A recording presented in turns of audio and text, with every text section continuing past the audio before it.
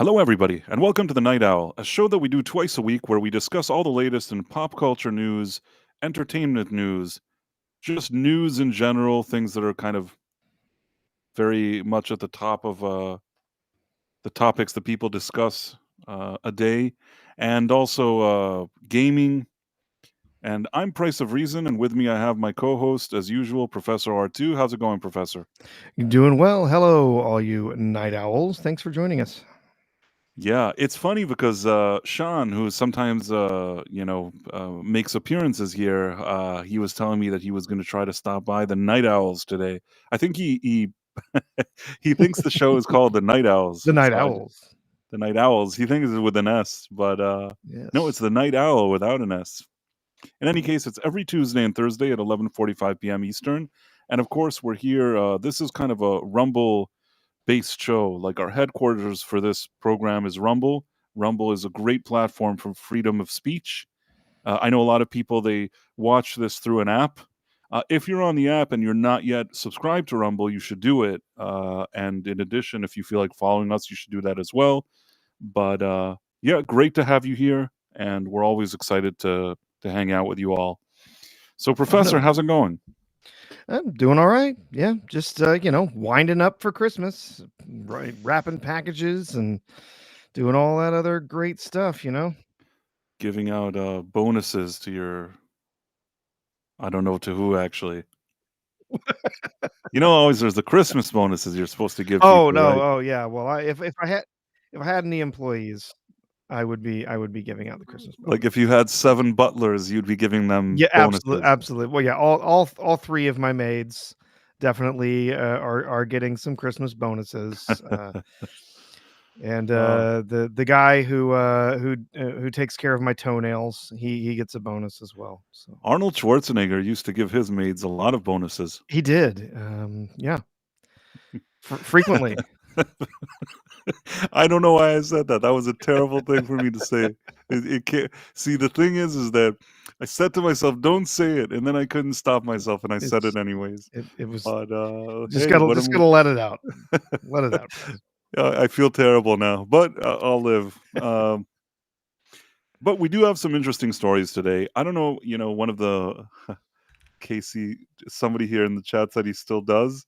I guess it means he still does give them bonuses. They get great bonuses. Well, yeah, it's what was that? A Jingle All the Way? What movie was he in about buying toys or something? There was a Christmas movie. Yes, There's a Jingle All the joke in Way there was this somewhere. Christmas movie. Yes, it's kind of a classic now. I think when it originally came out, I thought it was pretty dumb. But I, kind of looking back on it, like it's fairly innocent. It's about dad trying to get a toy for his son, and y- it's you all know, it's all just kind of ridiculous. Him and Sinbad running around, Sinbad. and L- Phil l- Hartman getting all the ladies.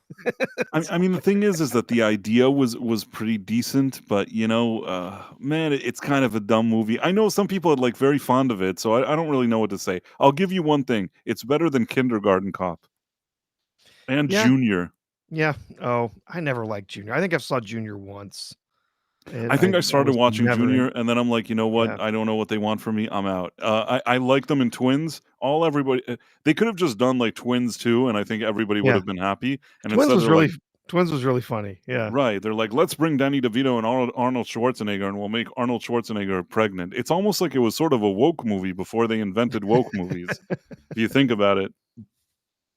But it is what it is. But as one of our main stories today, I don't know if you saw this. There was all this stuff going on with Congress with that bill. Uh, that I guess the Democrats really wanted a lot of stuff passed there, and they shoved a lot of things into it. And Elon Musk weighed in on Twitter and said he doesn't agree with this. And the media felt that because he weighed in and said something, it actually influenced people to say that they don't want it either. And you saw a lot of these kind of mainstream media outlets really have meltdowns of like, how is the influencing policy? How is the richest man in the world so influential? I mean, first of all, there's nothing you can do. He is the richest man in the world. Yeah. Usually, if you're the richest man in the world, you probably do have a bit of influence. The other thing that I'll say is also a lot of times these same people that are kind of whining and crying, they don't have any problem when it's like a billionaire from another direction, from the policies that they do like, that's bankrolling everybody. They don't seem to care about that. They only seem to care when it's a billionaire that does something that they don't like. And then they go back and they continue to sort of cry about like Twitter and how he bought Twitter. I mean, they were making fun of him when they bought it. When he bought it, they said he was stupid and that the thing is going to collapse. Do you remember? Oh, of course. It's a very common refrain, it seems like, to yeah, "Oh, Oh you no. shouldn't have any input here." Kind of, I don't know. Yeah, it's It's just, strange. I mean, more than anything, it just feels like this kind of hypocrisy. Like if Yeah, he was, if he loved all the policies that the New York Times loves, they would basically say he's the best thing that ever happened. yeah. Well, Uh, the whole thing just stinks to high heaven. I guess you probably saw, I mean, there were all sorts of politicians just apoplectic over this whole thing, that they wrote up this, continuing resolution, which, a continuing resolution is supposed to be a stopgap for, budgetary issues that couldn't be resolved or whatever, to keep the government open. It's not supposed to be how we keep funding the government, but yet for years now, this has basically been the only thing that they've done. They either pass these enormous omnibus bills, right. monstrous, stacks and stacks of paper, or they pass these continuing resolutions. It's to basically kicking the can down the road. And they haven't, Congress, technically, if you go back and look, they have only presented budgets in the way that they're properly supposed to do it, like 4 times in the last 70 years. They never get this done the way it's supposed to, but they got these continuing resolutions, and the idea here is, well, we gotta keep the government open, while we negotiate this, that, whatever. No, this time around, nope. It's continuing resolution, which the last time they did one, 85 days, and it was only a few dozen pages long. This one keeps the government open for 84 days, and it's over 1,500 pages. It is absolutely packed with all sorts of handouts and ridiculous spending that has nothing to do with keeping the government open and functioning. So, yes, people are angry about this. And no, it's not just Elon Musk. And people would have found out about it if it wasn't just Elon Musk. But on the other hand, the truth is that if it weren't for X, if it weren't for a public forum where people can go and talk about these things without being censored by some technocrat somewhere, no, people probably wouldn't have found out about it. But yeah, there's tons of these politicians that are just beside themselves today. Bernie Sanders was saying the U.S. Congress came to an agreement to fund our government. Elon Musk became $200 billion richer since Trump was elected, and he objected. Are Republicans going to be beholden to the American people or President Musk? Like, Yeah, I saw that stupid thing. I mean, oligarchy. again, when if Elon Musk would have gotten up in the morning and everything that Bernie Sanders likes, that's what he would have posted on X, you wouldn't have heard a word from Bernie Sanders. It's the fact that he's saying stuff that doesn't sit well with what these guys think or say. It's almost. I think that it annoys them that he can go to X and just post something and everybody starts talking about it. The fact that this even exists annoys them. And I think that it's more than just the political. The thing is, sure, he bought X for a lot of money. He bought it for $44 billion. But one of the spins that these kind of news outlets and they try to do is as if like Elon Musk's goal was always to buy X and to take over everything, and then he's in charge and all this stuff. I actually think that initially he made an offer for X because they annoyed him, because Twitter annoyed him and shadow banned him or something, and it annoyed him. And I think that after he made that offer, he kind of wanted to retreat. I mean, initially, if you remember, he was trying to back out of the deal. Like he made an offer and then he kind of didn't want to go through with it. And then they Mhm. kind of pushed him to still go through with it. I guess what I'm saying is, I don't think that he sat around and plotted what he's going to do with X. I think that, once he had it, he just figured, you may as well use it. Yeah.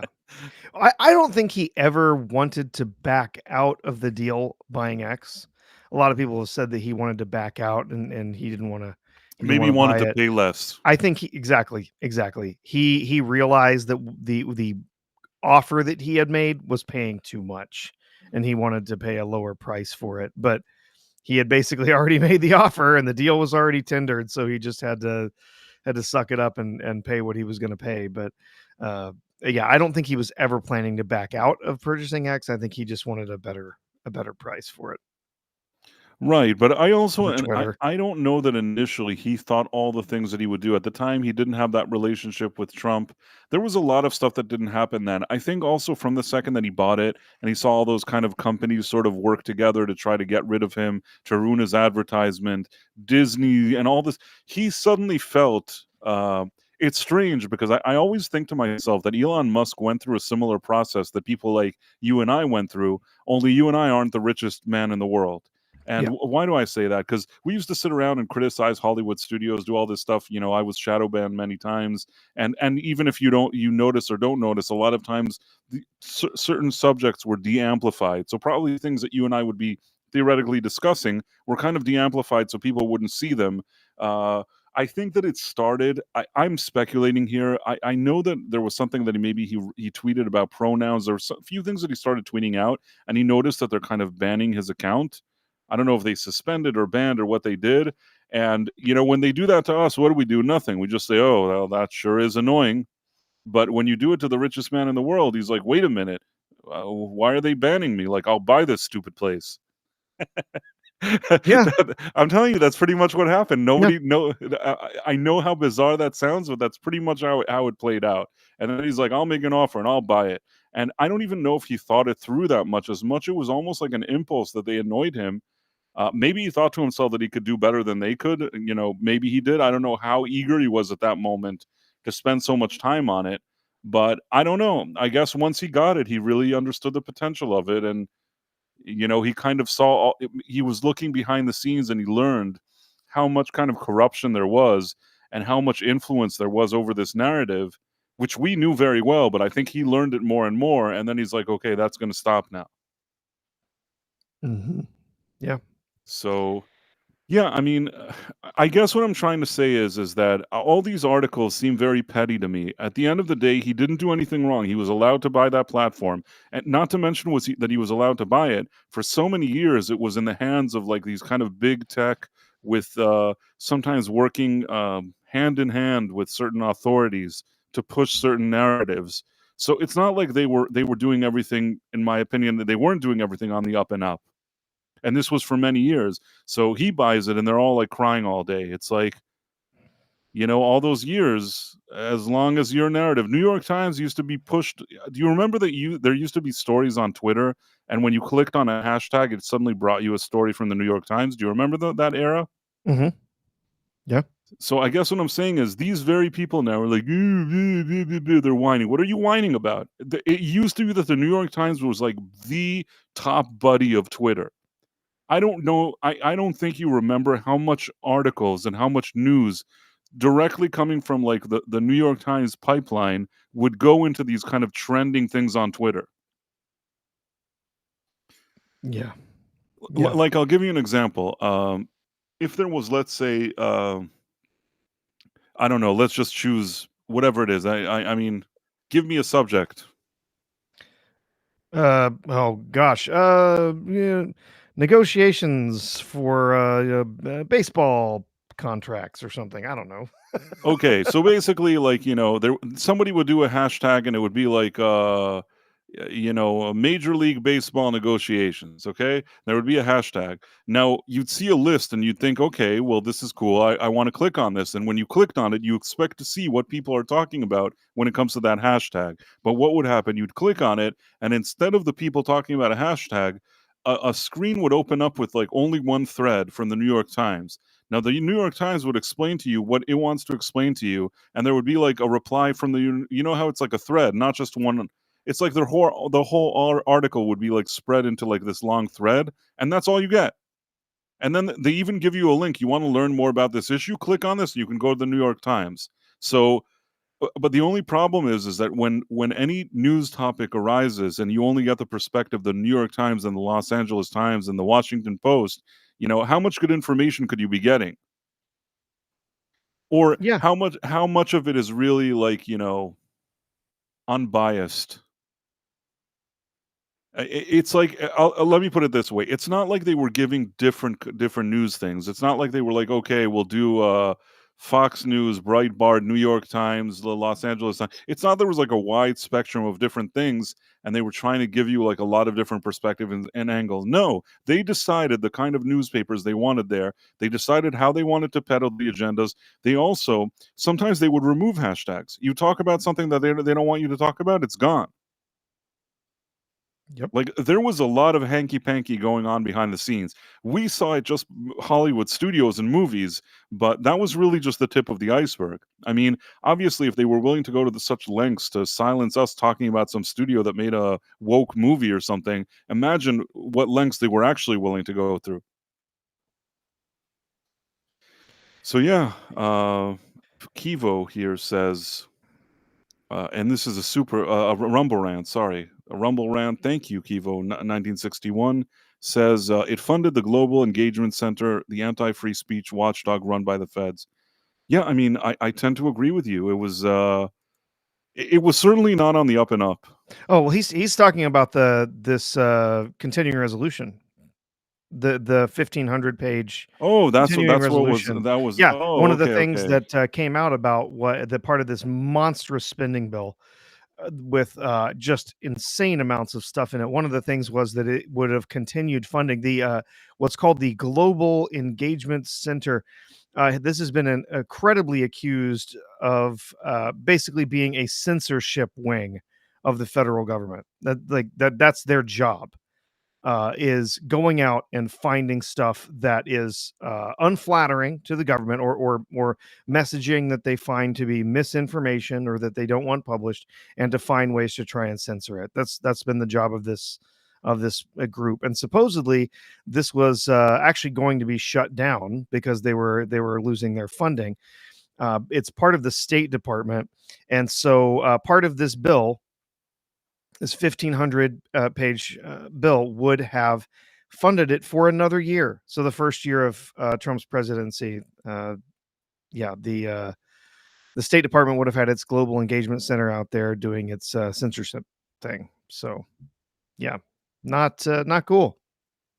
No, not cool at all. And also, I never like this kind of thing. It feels like a shotgun wedding. They just say, "Oh, we have to do it now. There's a deadline. Here's 1,500 pages," and a lot of times people don't even know what's in those pages. It's so much in one document, and especially, I think they interviewed some of these Congress people, and some of them don't even know what they're talking about. And I dare say, some of them haven't even read it.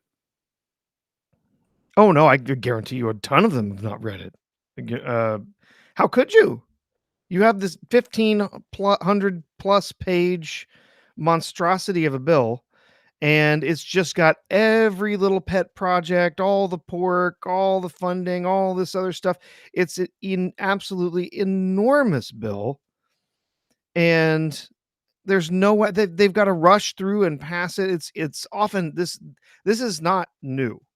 Passing these huge bills at the end of the year, right before Congress, leaves for the end of the year, for it is actually something that has tradition. It's often referred to as the Christmas tree. It's a huge bill funding all sorts of stuff, and they put it out there when there's no time to read it, there's no time to criticize it. It's pass it, or government shuts down, or pass it and some other bad thing happens. We don't get funding for some sort of other really important thing, and it's a Christmas tree. It's got gifts under it for all the Congress men and women who've been good little boys and girls this year and allowed the government to continue spending unimpeded. So here's your little presents. Yeah. Uh, I just this comment kind of made me laugh. Not gonna lie, Tulsi's hairstrike gets me fired up, and I have to say, like, I'm ashamed to admit it, but yeah, I kind of like that stripe as well. People say it reminds them of Rogue. It's kind of like a comics character, and yeah, I don't know, I like that stuff too. It's a cool stripe. I don't know why she has this stripe. Is it something that, like, she dyes, or it's just like natural? I don't really know, but it's a cool stripe. Mhm. Someone at one point said that it happened when she was in combat, like a stress thing. You know, like people can Ah, have hair that changes color because of stress, kind of like in what was that movie? The Sixth Sense. You got one of the right. kids has No, a no, they say tuft that of hair that sometimes it could you be can. like Yeah, stress related. Yeah, that they do say that, but I don't know, on her it looks kind of cool. Like yeah. I do agree that like somehow she made that look cool. Nice little swoosh there in the hair. Nice. It does feel very Yeah, kind of like X-Men, and I like the X-Men. So yeah, what am I gonna do? yeah. Well, and I like Rogue too. Yeah. So then they're like, the world's richest man led the charge to kill a bipartisan spending deal, in part by promoting false and misleading claims about it. It's like the New York Times, they've spread so much crap over the years, and now like they're just like whining. Uh, and they're talking about all this kind of like Doge and all this stuff, and I don't know. I mean, we've been doing the same thing for many years, and the debt really does keep going up. It's not a bad idea to try to make something a little more efficient. Isn't that how the guy in Argentina, managed to make a lot of headway? Oh yeah, yeah. Javier Milei. Yeah, Yeah, he's been making a lot of headway. Yeah, I mean, the truth is, and I was having a conversation with someone on X earlier today. The government is addicted to spending. We do not have a debt problem. We have a spending problem. We don't have a problem with income, with what we're taking in from taxes. We have a problem with how much they are just addicted to spending on all of these wild projects, and it has gotten completely out of control since COVID. Because during COVID, it was like, "Oh, it's such a national emergency. Throw money at everyone. Throw money at everything." And what did we get? Well, we got the most outrageous, inflation that we've seen in decades, right? right. So we're gonna print money like crazy. We're gonna spend money like crazy. At some point, at some point, they've got to either hit rock bottom or they've got to turn things around, right? So I don't want our government to hit rock bottom. No, I I don't don't want the either. country to hit rock bottom, right? So these addicts, what they need is an intervention. And that, I think, is what is going to happen under the new Trump administration with people like Vivek Ramaswamy, Elon Musk, helping to sort of highlight the ridiculous amount of spending that's happening in our government to say, look, uh, we have to stop. We cannot just spend in these massive deficits every single year. You can't do it. I mean, you can play with your monetary policy as much as you want. Eventually, it's all going to fall apart. And we've already seen that start to happen with inflation skyrocketing, right? We Yeah. have to stop spending so much money. And we've got to stop all these ridiculous pet projects, all of paying money to find, to do some of these ridiculous research projects. Like let's spend, let's grant some money to a scientist, grant $10 million to find out if we can hook hamsters on meth. Yeah, there Why was do I something that need to they know that? No, and there was something about, like, monkeys playing video games or something. There was all this Yeah. weird crap. It's like, what are you paying for? Really, there are people that need this money, and there's so much good you could do with it, or just use everything more efficiently, or use taxpayers' dollars better. I think a lot of stuff has gotten out of hand. I don't know how realistic it is what Elon and Vivek could do with Doge, but I will say that it looks like ever since that Trump got elected, and we've said this a number of times, it feels like Joe Biden, along with the Democrats, are really trying trying to find ways to sabotage a lot of Oh, things that they think maybe Trump wants to do. absolutely. Yeah. Like those jobs there were all those jobs that I guess they don't like people working from home, so Biden signed off on like 42,000 jobs that people are working from home, or I don't know. It just feels very strange to me how many things that he's going out of his way to sabotage just for the sake of sabotaging it. But Yeah, no, I've seen a few posts on X and people wondering, or someone saying specifically that they had some inside knowledge that in fact Jill Biden so upset over what's happened that she's been encouraging Joe to basically just burn it down, scorched earth, break whatever you can, fund whatever you can, do anything in your power to mess things up before you're out of office. Like screw the Democrats, screw the Republicans, everybody, just like get yours and get out. And I, that would seem extremely wild to me if that were to happen, but not completely outside of well, the she is a realm of doctor. possibility. So She is a yeah, doctor. I don't know what's with me today.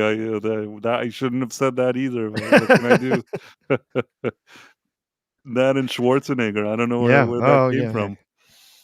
In any in any case, the other thing that now they're talking about, and I see like a lot of these kind of mainstream media outlets are sort of scared of, is that a few Republicans said, "Hey, why don't we replace Speaker Johnson with Elon Musk?" Oh They're no. saying like he doesn't actually have to be a sitting member of No, Congress. there is no rule that says that the speaker must be a sitting member of Congress of either the Senate or the House, I right? don't. I for some reason don't think he'd actually want to be the Speaker of the House. No, no, he wouldn't. I don't think he would. If he would, that would be hysterical. But I don't actually think that he would want to do it.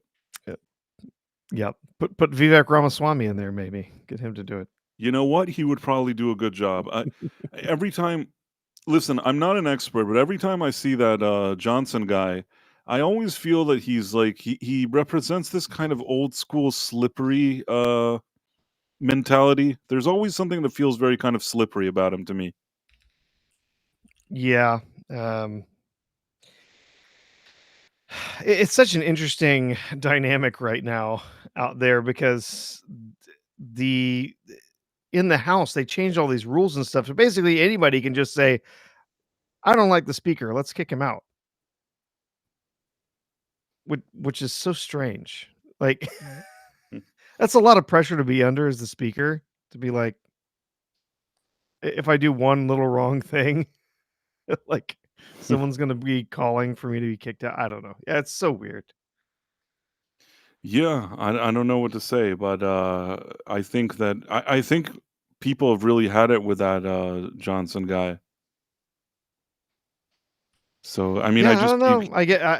I definitely think this was a miscalculation. I think he absolutely he should have read the room a little bit better, and they should not have gone ahead with this Christmas tree, with this 1,500-page bill with pay raises for Congress and all sorts of other stuff all squeezed into it. A single continuing resolution with a handful of pages, and then you know what? Yeah, fine. Tack on some disaster relief and stuff in there. Move on. All of these other pork projects, outrageous to try and slam those in there, cram them in right before we head off for the holidays, right before we change administrations. It's wild.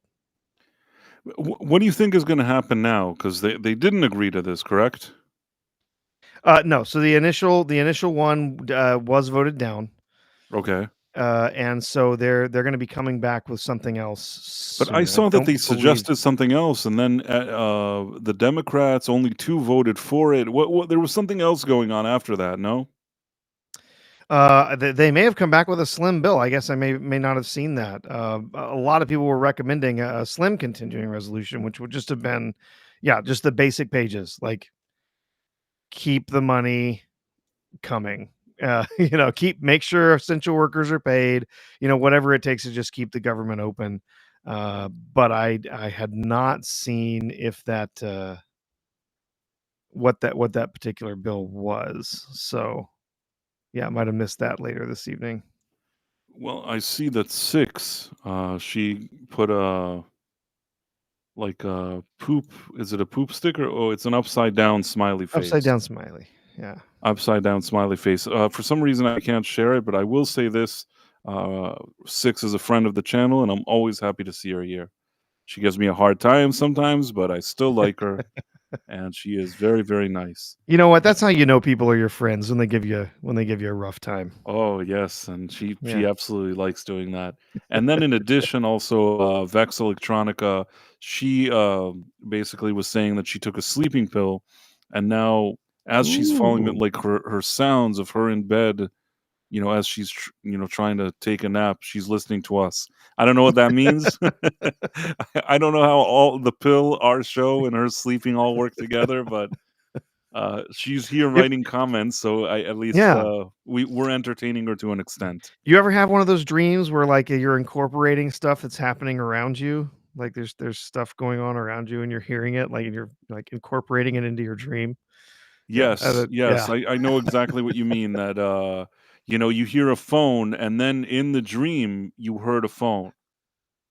Yep, yep. Yeah, that actually that happens to me sometimes. Yeah, Like, I've fallen asleep to like, a movie playing, and then, oh, like, that's while happened to me. Yeah. I'm dreaming, and then I'm like, "There's movie," like, "When when did the Predator get into my movie? This is weird." Or like in the movie, it's like you see like a general, like we have three Yeah. suspects, and it's like you're probably watching like NCIS, and you fell asleep or something. Yep, yep. NCIS is the best show to put on if you're gonna fall asleep. It's a show with no consequences. The people that wrote it, they just like they have a dartboard with plot ideas, and it's like the same 10, you know, they have like the same 10 plots, the same 10 suspects, the same whatever. It's like a roulette thing. Then they just plug in some names. It's almost like if there was ever a case for AI writing shows, AI can absolutely write NCIS at this point.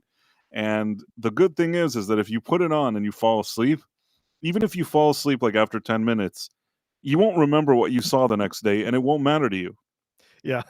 Do you get what I'm saying? Like sometimes Yeah. there's a good movie and you watch it, and like after you watch half of it, you fall asleep. You're like the next morning, you're like, I got to watch the rest of that. That was a really good movie. I'm sorry that I was tired and fell asleep. With NCIS, there's no such problem. If you can only hang on 10 minutes, you don't have to ever go back to watch that episode. You won't even remember what you watch. You watch half an episode, even if you watch like, you know, 40 minutes out of 45 minutes or whatever it is, it still doesn't matter. And I've had situations that sometimes like I start watching, I fall asleep, and then suddenly I wake up the last 5 minutes when they have like the suspect, like they're already arresting the guy. And it's as if nothing happened. That's not a big deal either. Like nothing matters with that show. I'm telling you, test out my theory. You'll see that it's the perfect nighttime sleeping show. You ever watch, NCIS. you ever watch MASH? Uh, I've watched MASH before. MASH is a strange show. I think that there's so many people that love that show, and I've always been kind of ambivalent about it. It's like I like the actors. I don't. I can see the appeal in the show, and I've seen some episodes of it, but I've never felt like I want to sit down and watch all of them. Yeah, so I've never seen, actually, haven't seen most of MASH because when I was real young, my grandmother would often put on MASH reruns in the evenings, and often I would fall asleep listening to MASH reruns. So now it's like an autonomic response. Like if you put on MASH, just Right. I mean, for me also, you know what? I think I understand. Like once you hear that opening theme song, do Yep. do do do do do do.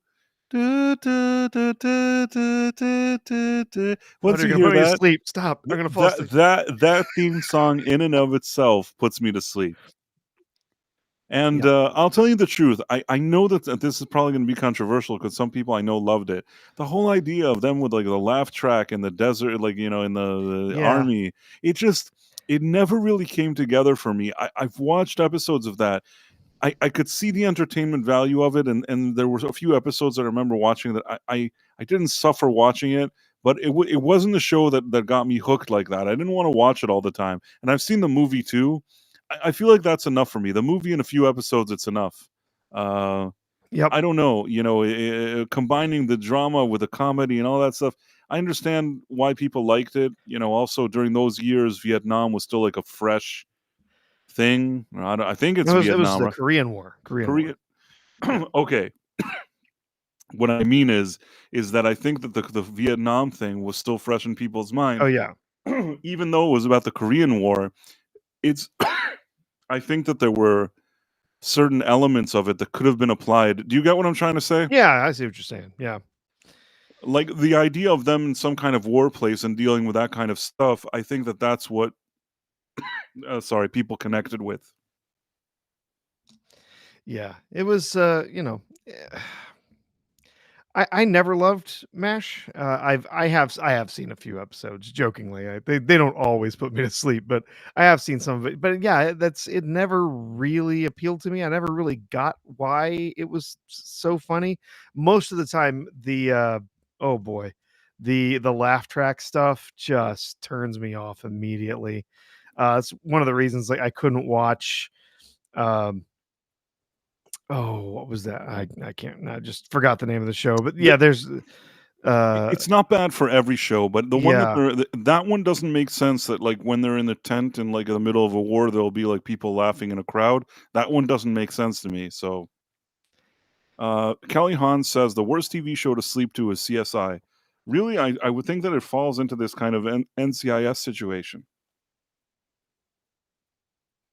yeah, it's, you doze off, and the investigation is over, and then uh, they catch the guy. So you doze off. It's just the same thing every time. So you learn Whalem about the mystery, and then they catch the guy. It just works out real well. Whalem03 MASH had a guy dressed as a woman trying to get discharged. Yeah, Yes, it today did. they would, promote him. They'd give him, Yes. like, a higher rank. Uh Oh, I'm just looking through some of the comments. Everyone talking about Mash now. Vex Electronic. R2 doesn't like mash, he likes roasted. I guess that's like potatoes? Or maybe Yes. there was some other Yeah. entendre that I didn't get, but, I'm getting potatoes from that. Yes. and then, And I actually enjoy both mash and roasted. Phantom Monk says, "Didn't MASH have a big ender deal?" It did it Yeah, no, they made a huge deal out of the finale of that. Yeah, it had a it lot was of a huge viewers. I deal mean, because before I mean, Seinfeld. it was on for 14, 15 seasons or something.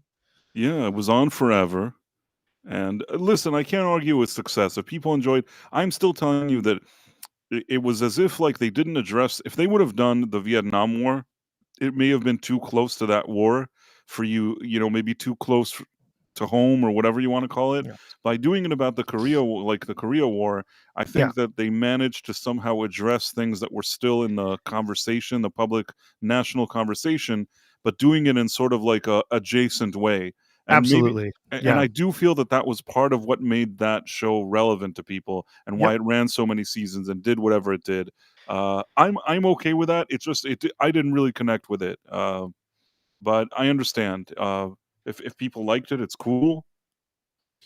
But back to this article. Do you think yeah. that Elon Musk is going to actually? I don't think there's a chance that he's going to be Speaker of the House, right? Oh no, it's ridiculous. I mean, obviously, people are floating all sorts of silly things and saying all sorts of crazy things, but no, I don't think there's any chance that he's going to be the Speaker of the House.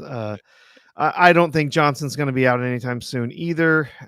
We'll see when with the new Congress when it's seated in June, but June, sorry, January, June. Wow, gonna go a while without Congress. The country might actually start healing without Congress for a while. And then also, as always, like, I've seen this sort of narrative that the mainstream media keeps pushing, and it's not just the New York Times. I see this in all the kind of very MSNBC, all those kind of things that peddle a certain narrative. They keep saying, "How is Elon Musk going to be able to be influential next to Trump? Trump doesn't like people outshining him." It's like they're almost trying to egg him on in these kind of articles, hoping that there will be some kind of falling out. Now, I don't know what'll happen, won't happen. I just know that, like, there is like a very kind of wishful thinking feeling here that they have when in these articles, that I feel like they time and time again are trying to push these same points over and over again. Like, this isn't the first time I've seen this in an article, and the fact that almost every article from these kind of mainstream outlets wants to say this exact sentence, like this speculation that like this kind of lavish praise could come back to haunt Mr. Musk. Like, Uh, but at least they say, though, yeah, people close to Mr. Trump say there's no evidence of any kind of rift between the president-elect and his richest supporter. At the end of the day, He's the president of the United States. He's the richest man in the world, and he has a lot of influence in like X and a lot of stuff. Uh, I, I I don't see that. I'm not saying that there could never be a rift. I'm just saying that I think that the newspapers and the media are really jumping on this bandwagon very quickly and trying to mention it in every article that they can. Yep. They gotta get their shots in where they can, I think. But yeah. They're trying to divide and conquer. I guess what I'm Oh, trying no, to say. absolutely, yeah, and I think, there's some indications too, like, someone earlier mentioned, this whole thing about calling him President Elon.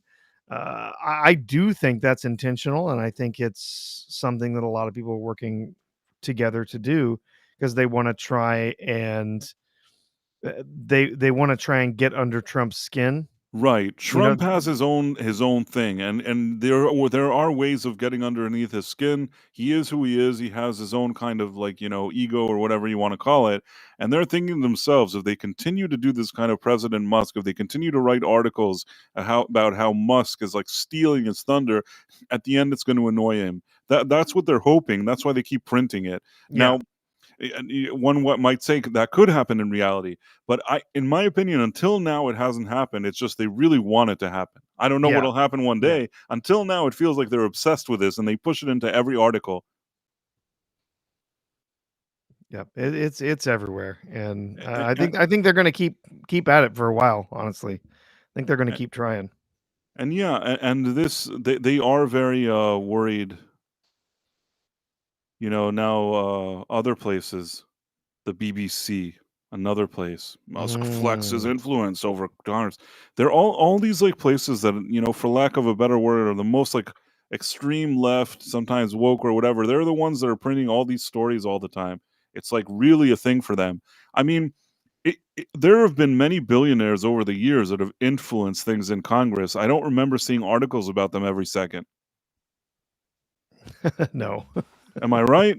No, yeah, oh, no, the media loves to talk about Musk. The mainstream media wants to talk about him all day long. They wanna embarrass him, they wanna find ways to, y ways to try and defame him or discredit him, and it's, honestly, it's kinda pathetic, but, I think they've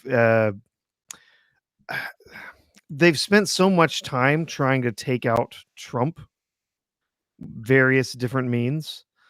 I think now they're doing the same thing. They're gonna try and find ways to target Elon Musk and, try and discredit him maybe in the eyes of Trump or in the eyes of other people that to maybe lower the amount of influence it has. The truth is though, I'm sorry, you can try all you want, Washington Post. He's still got a lot of money, and and he and he can really spend that money in a lot of different ways. Um, so here's one from the Washington Post. We saw the BBC, we saw the New York Times, Washington Post. Co-president Elon Musk, Trump ally tests influence in spending fight. They're all pushing the same thing. It's so strange how sometimes they all latch onto something and they're all cleverly, quote unquote cleverly trying to push the same message somehow. Oh yeah.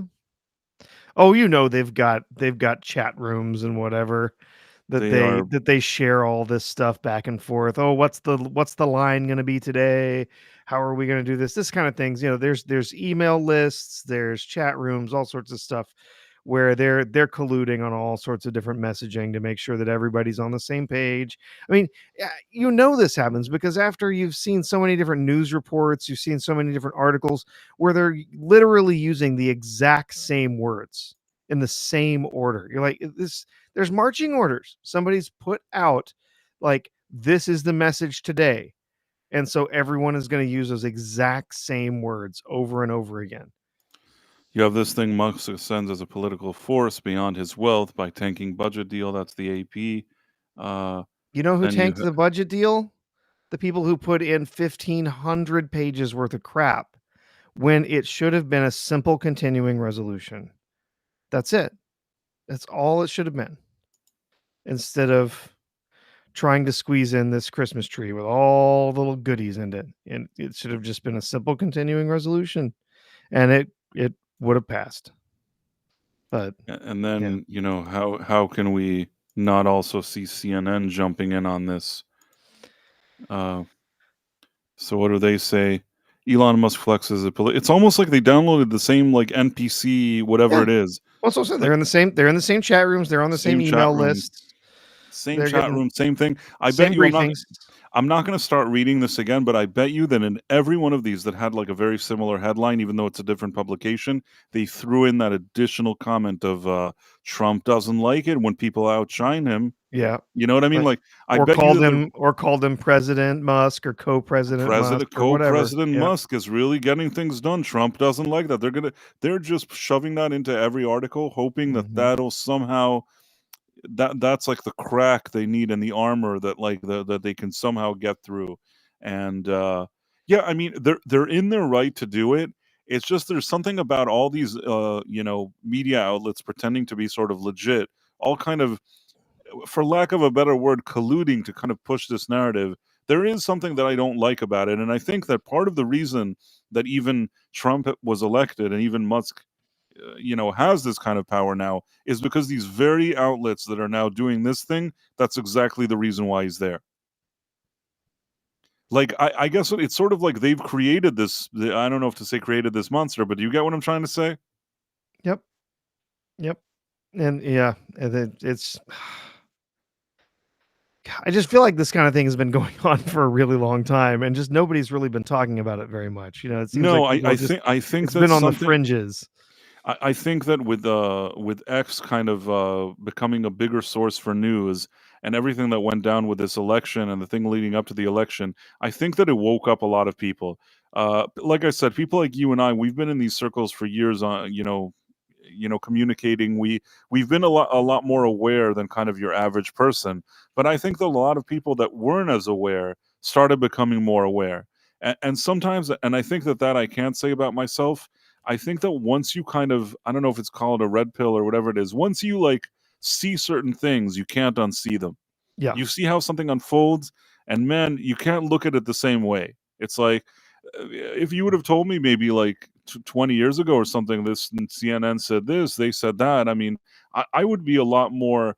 It's not that I didn't think that you should question things. I wasn't always, my whole life, I don't feel like I was a person that just agreed to everything, even what the press says, but I had a little more faith in them. Now, whatever they print, I don't, my automatic instinct is that many of these outlets, I just don't believe what they're saying. They've lost the trust of the people. Yep. And by the way, did you see that thing that Van Jones was sitting in some panel and like, now some of these reporters are trying to now sort of backtrack, if that makes sense. Hmm. What was it? Did you see that clip of Van Jones? No. Let me see if I can I find did this not. thing. It Yeah. was something, basically he was sitting on a panel. I don't know if it was Kellyanne Conway. I don't know who he was there. It was a New York Times panel, or I don't know what it was. It was some kind of panel, and he was saying like he was basically saying, "Oh, like my son watches like stuff on Rumble. Like there's all these platforms I've never even heard of them. I highly doubt he never heard of Rumble, but let let me show you. I'll show you what I mean, and then I'll tell you what I think about it. Hold on. Tell a joke. Yeah, that's me. Always got a joke in the back pocket. No, I'm just gonna take a look here at the chats and Yeah. Look to see if anybody see. left us anything anywhere. Yeah.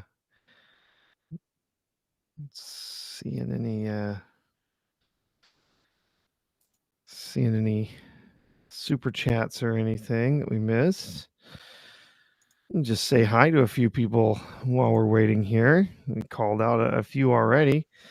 Let's see. Hey I think there, I got it. it's Oh, Fogel. you can Oh, call hey. out. Sorry, go No, on. no. I was just gonna say, hey there, Adam Gray, buddy. Adam Instaphobos. Gray. Uh, Malachi D. Wildman joining us this evening. Hey there, Malachi. Yeah, we'll get back to some more super chat. There's some more super chats, some more shout outs later. But yeah, So, so Van Jones. Yeah, I didn't see this. okay, tell me if you can hear it. In the Philly suburbs. And I'm telling you, we are way off. The entire political class is way off. First of all, digital is a new door knocking. Mhm. You got to understand that. We were laughing our butts off at Donald Trump for suspending his door knocking campaign and letting Charlie Kirk and Elon do a bunch of stuff online. We said, these guys are idiots. These guys are stupid. Then you start knocking on these doors. You know what people come to the door with? Their phone in their hand.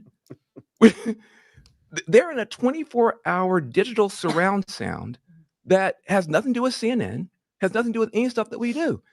I asked my son, I got a teenage son, I asked him, who are the most influential people in the world today? I'm thinking to myself, he's going to say Barack Obama, Oprah Winfrey, Jay-Z. He says, Kai Cent, Aiden Ross, Jinxie, and Sketch. I don't know who he's talking about. I said, what platforms are you on? He goes, I'm on Twitch, Kick, and Rumble. I said, that sounds like you need to go to the hospital. What are these platforms? I'm telling you guys, the mainstream has become fringe, and the fringe has become mainstream. There are platforms, there are people out there that are getting 14 million streams, and we're on cable news getting 1 or 2 million. And so there is a whole world out there. Kellyanne Conway, I hate to agree with her, but I do a lot of times. Donald Trump understood that and we didn't. And it's not just Democrats that don't. The entire political class is way off, way off, way off. I guess what I'm saying is that some people, I think they really are awakening, and some they're just, they can't. He probably knew a lot of this stuff prior, and he's not as innocent as he seems. But maybe this is a sign that some of these anchors are at least sort of acknowledging or steering away or trying to do something. Mhm. Obviously, this shows that he's understood something. Whether he understood it before or not, I don't know what to tell you. Yeah. But this isn't the kind of stuff that I'd see from this guy prior. Back Nope. in the day, I don't know if you remember, and I'll never forget this. When Joe Biden won in 2020, or again, some people have issues with with that statement, but I'm saying when it was decided that he was the president or whatever you want to call it, you saw Van Jones sitting in that kind of CNN thing.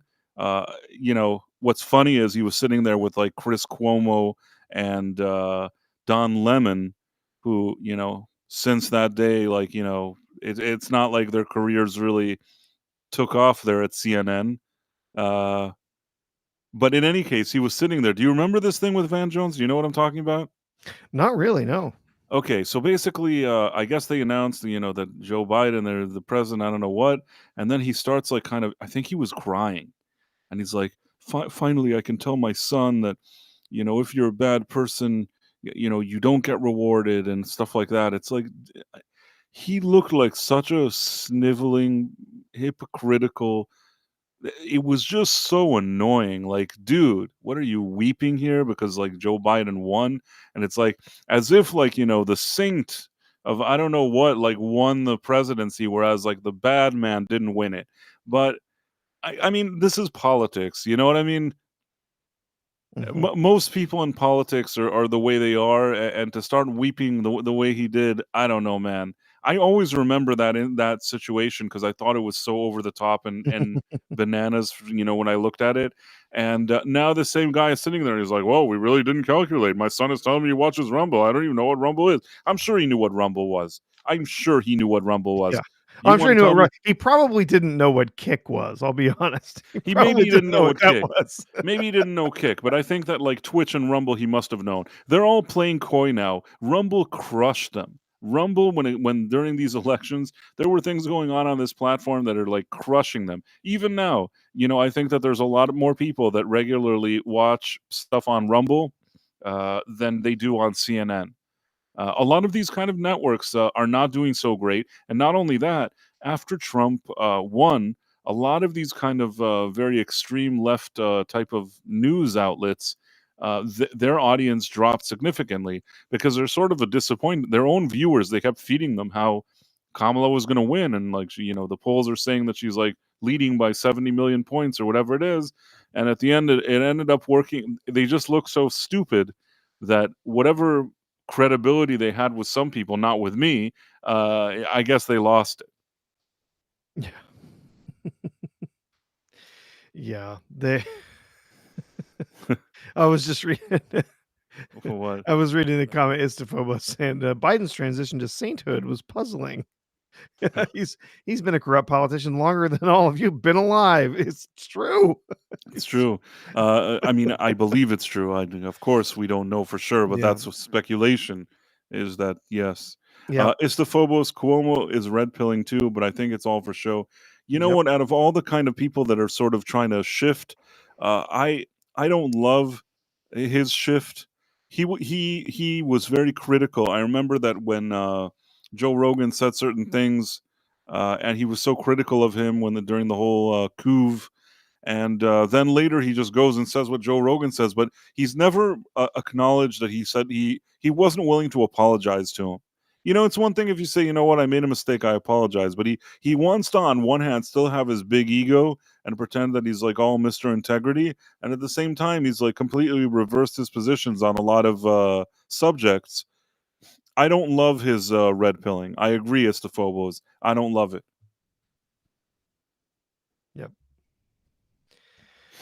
Yeah, it does look like I was trying to look up here. It does look like they tried to pass a smaller version of that bill earlier this evening. It was their Plan B. It was only 116 pages, but essentially all the Democrats said no. You went back on the deal that we had, so no, we're not going to vote for your bill. So they tanked that one. So yep.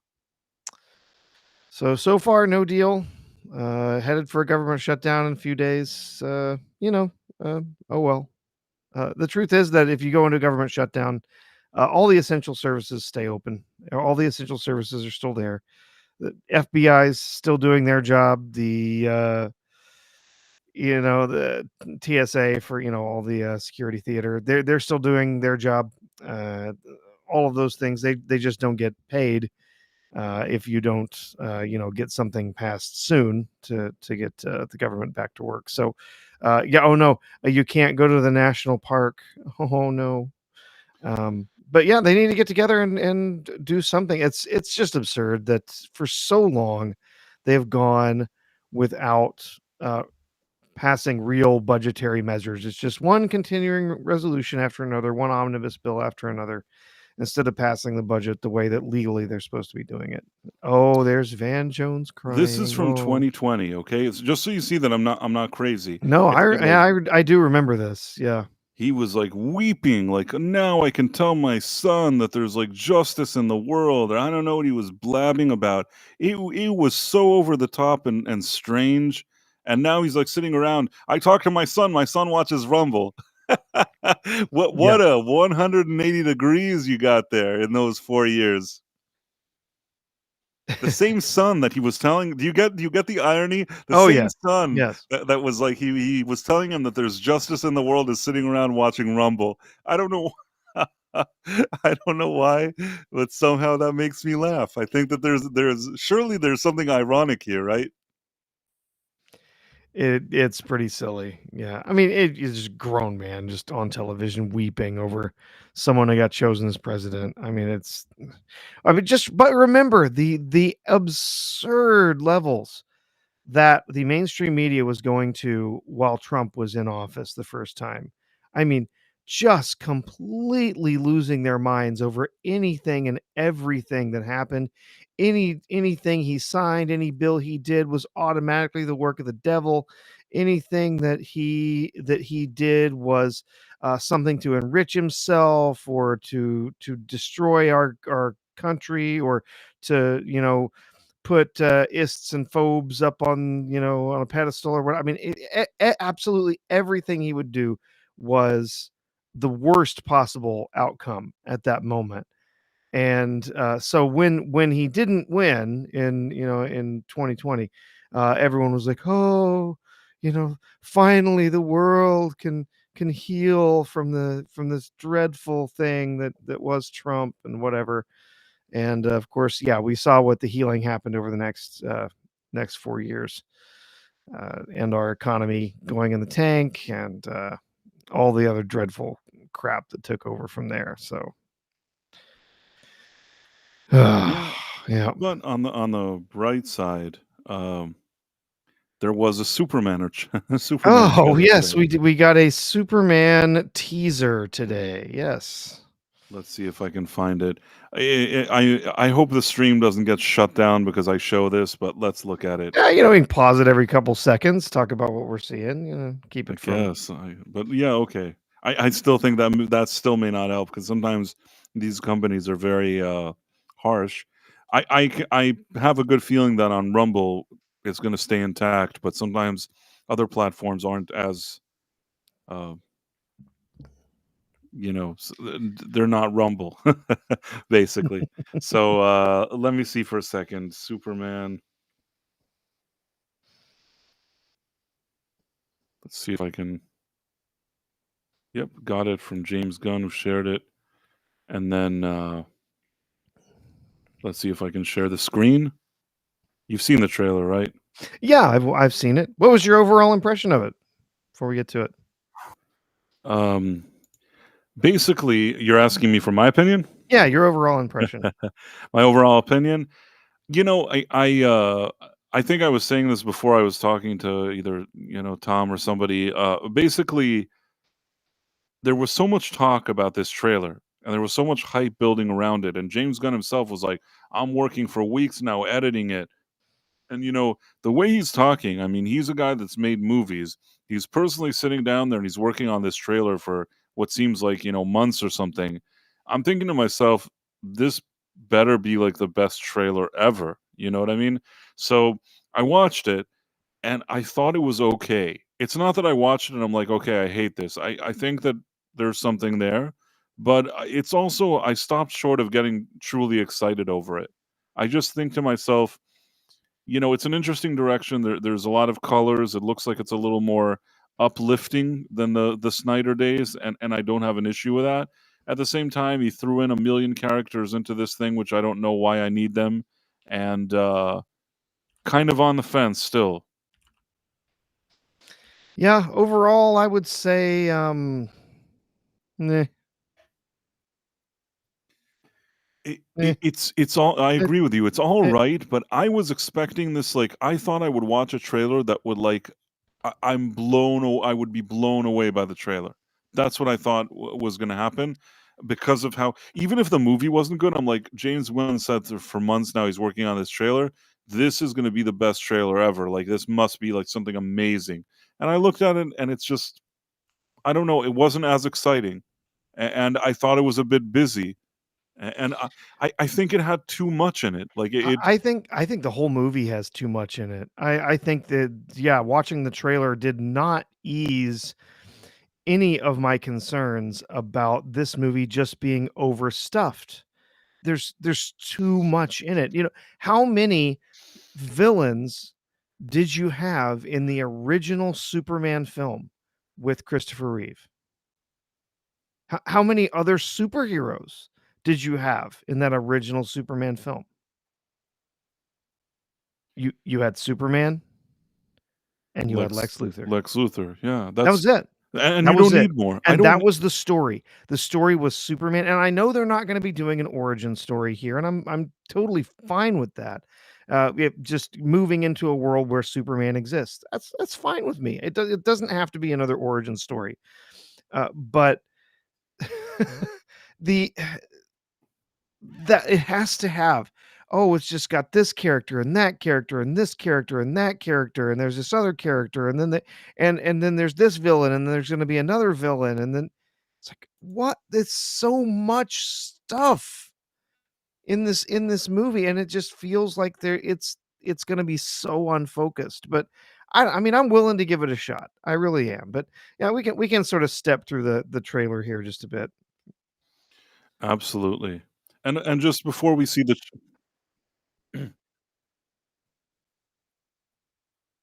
Oh, we you will in okay a there? second. If you're watching it, whatever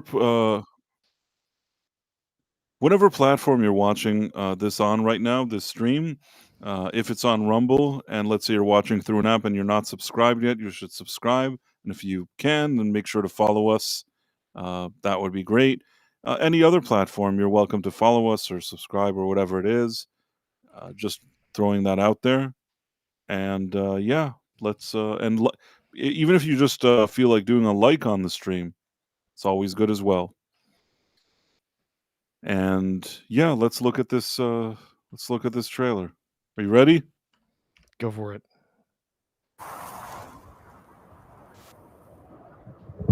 To pose. Right. I mean, some people said that basically, there there have been things in the past of Superman, like in a crater situation like this. So maybe it wasn't lifted, but yeah. Yeah, somebody wrote it's like wheezing Superman. That's kind Okay, of yeah, strange. and I still hate the hair. I hate it. The broccoli haircut? Yeah, I Yeah, it's the still can't broccoli. stand it. But this is like if you now go and try to go to like a high school and see kids, that are that age, you know, 11th, 12th grade, maybe people that are like 19, 20, they all love this broccoli haircut. This is like their Yeah, dream. They all they it's a all definitely a thing right they now. all want to look like this. It was for a few years. I'm really hoping it's starting to phase out, but for a while it's like and there were a few times that I like went to a restaurant and there happened to be kids that were like, like in high school or whatever, that came to eat there or something. This has happened to me like a number of times and I look and they all have this weird haircut, like this broccoli haircut.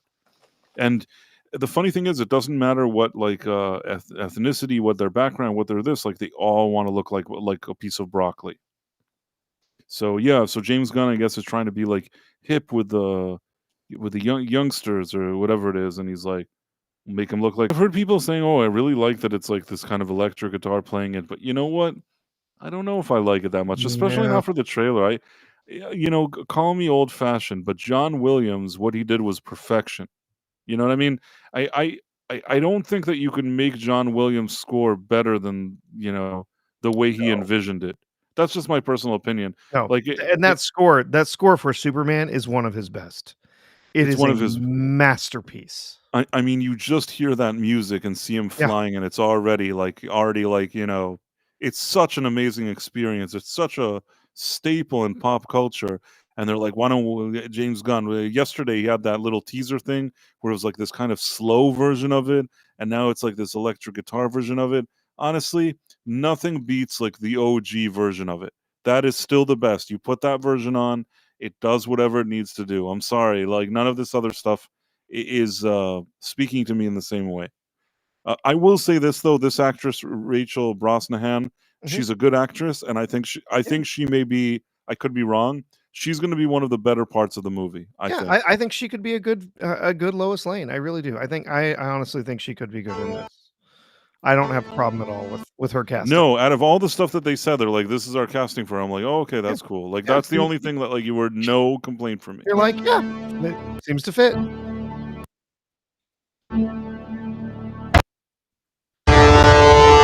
It's like a combination of the right look and also acting chops. I really think she can do it. Oh, I got really loud. Okay. Better? Yeah. Well, why is his dad Rob Reiner? I don't know what they wanted to do here. We were talking about it on on that other show. Basically, usually it would be like a guy that looks like a bit more of a fit farmer type. Yeah. I got to say, And there are not a lot of fat farmers. I'm sorry. The farmers work their asses off. right, So a lot of them are generally in good shape. right. So I think that this idea of like the father that's sort of like this, I just based on this trailer, I don't like it, but I don't know. I'm willing to give anything a chance. I'm willing. I want to make it clear. I really want this movie to be good. It's not that I'm looking at it and thinking, oh, it's not. It's not that I want Disney Star Wars to be bad, but for me, because of everything that Disney has done and everything that Kathleen Kennedy has done, when a show comes out and it's bad, you don't have any goodwill for me. It's not like I'm going to go out of my way to be nice to it or anything like that. Uh, I'm rather grumpy. It has to be something magnificent for me to really like it. Even though if they do something great, I will say it, but they just don't do anything great. In the case of Superman, and even with James Gunn, yes, I thought Henry Cavill was a good casting, and it would have been nice if he kept him. But once he didn't keep him, it's not like I want a Superman to fail. I want a Superman to be good. If we get a good Superman movie, I will be very happy. I just don't know if this is Pa Mhm. Kent. I was looking up the actor. I was trying to figure out who that is. Someone said he was He the cigarette guy from Constantine. Is that what someone said? Yeah, I mean, he's more of a Yeah, character actor that plays kind of, I think, like evil, sniveling, like yeah. evil roles, and I don't know why they wanted him to be like his father. Something here doesn't fit for me, and somebody that I was speaking to mentioned this, and I agree with it. The original Clark Kent, basically, like in Superman 1 and the Donner movie, the Mhm. fact that the father seemed to be in okay shape and seemed to be like all right and everything's okay, the fact that he suddenly has that heart thing and you know the way he dies, it comes as a shock to everybody, to the viewers, to Clark, and I think that shock really impacts him. Uh, Yeah. Here they're trying to maybe show him that he's already sick. I don't really know, and apparently nobody knows who's been cast for Martha Kent. It looks like it's Neva Howell I see.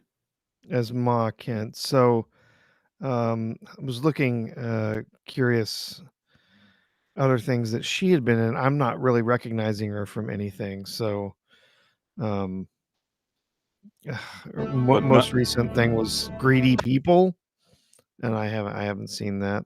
So, Maybe she'll be in a Flash.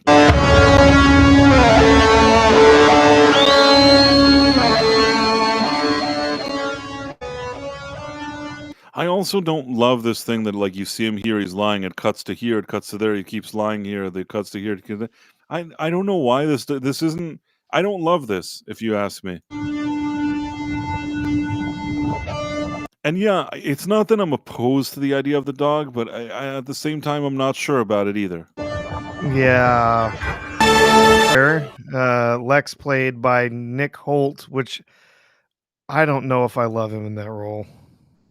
You know, I'm willing to keep an open mind. Yeah, I don't know if to say one way or another. I'm sort of I I don't know if it's good or bad. I have to see more in order to determine. But that's not what my issue with it's not my biggest issue with the trailer. This I'm not quite sure what I'm looking at. I mean, yeah, I'm not sure I get it. It looks like he's being escorted into um uh oh, it says here in a second on yeah, Stag Industries, which would have been Stag Industries often ends up being a subsidiary of LexCorp. But yeah, why is it Luther Corp instead of LexCorp? That's kind of weird, but well, I mean, I guess um, in Smallville, I'm not a big Smallville fan, but I guess in Smallville, they started off where he called it Luther Corp, and then over time he changes the name to Lex Corp. yeah, Now, I don't know. I don't know if they're trying to go a similar route here. It could be, but yeah. I don't really know.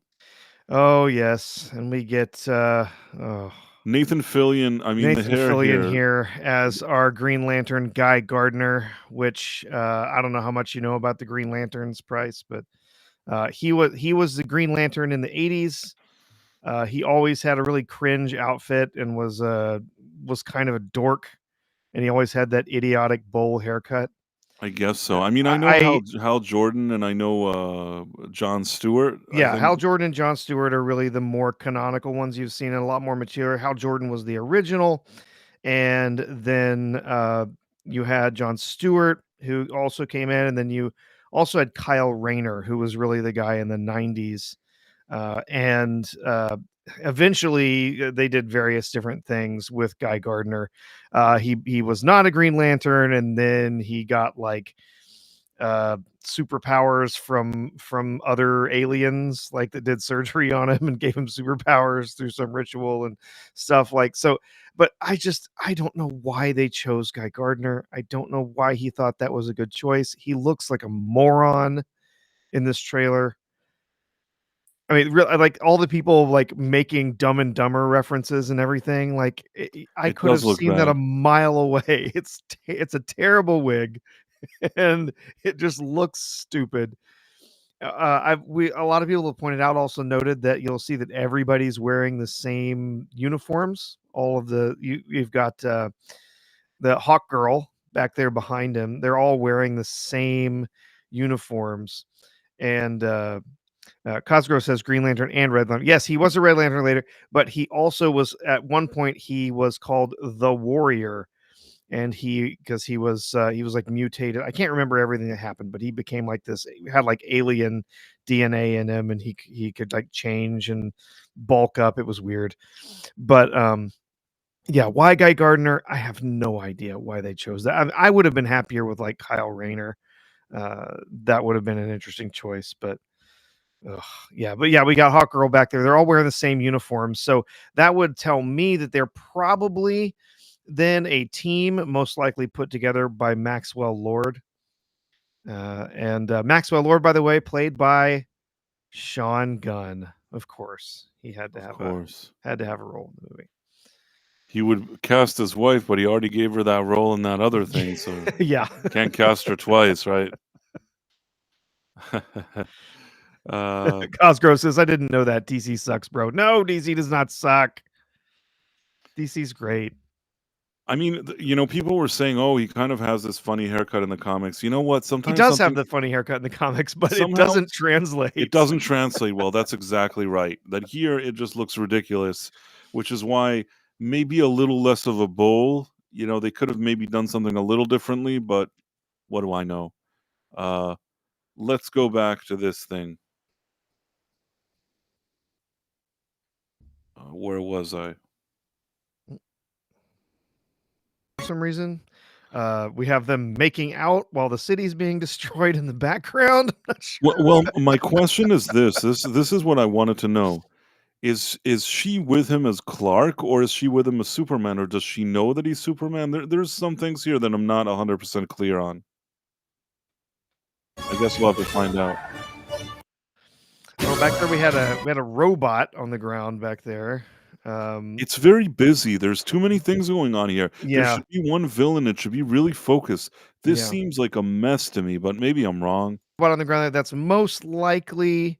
That would be a character from the comics known as Kalex or Kellex. I can't remember how it's pronounced, but it's basically a. Some people were saying they thought maybe it was Metallo, or one of the another DC villain, but if you look, they're clearly in his Fortress of Solitude, and Kellex, I think it's Kellex, was basically he's an android robot who takes care of the Fortress of Solitude when he's not there, when Superman's not there. So I'm assuming someone broke in to the Fortress of Solitude and has destroyed his companion droid there that takes care of the place. So. It's a fortress robot, as the Phobos says. Yeah, and again, I think from the comics, canonically, I believe there was one named Kellex, but then in different comics, sometimes there's whole fleets of these Kryptonian droids that take care of stuff. So.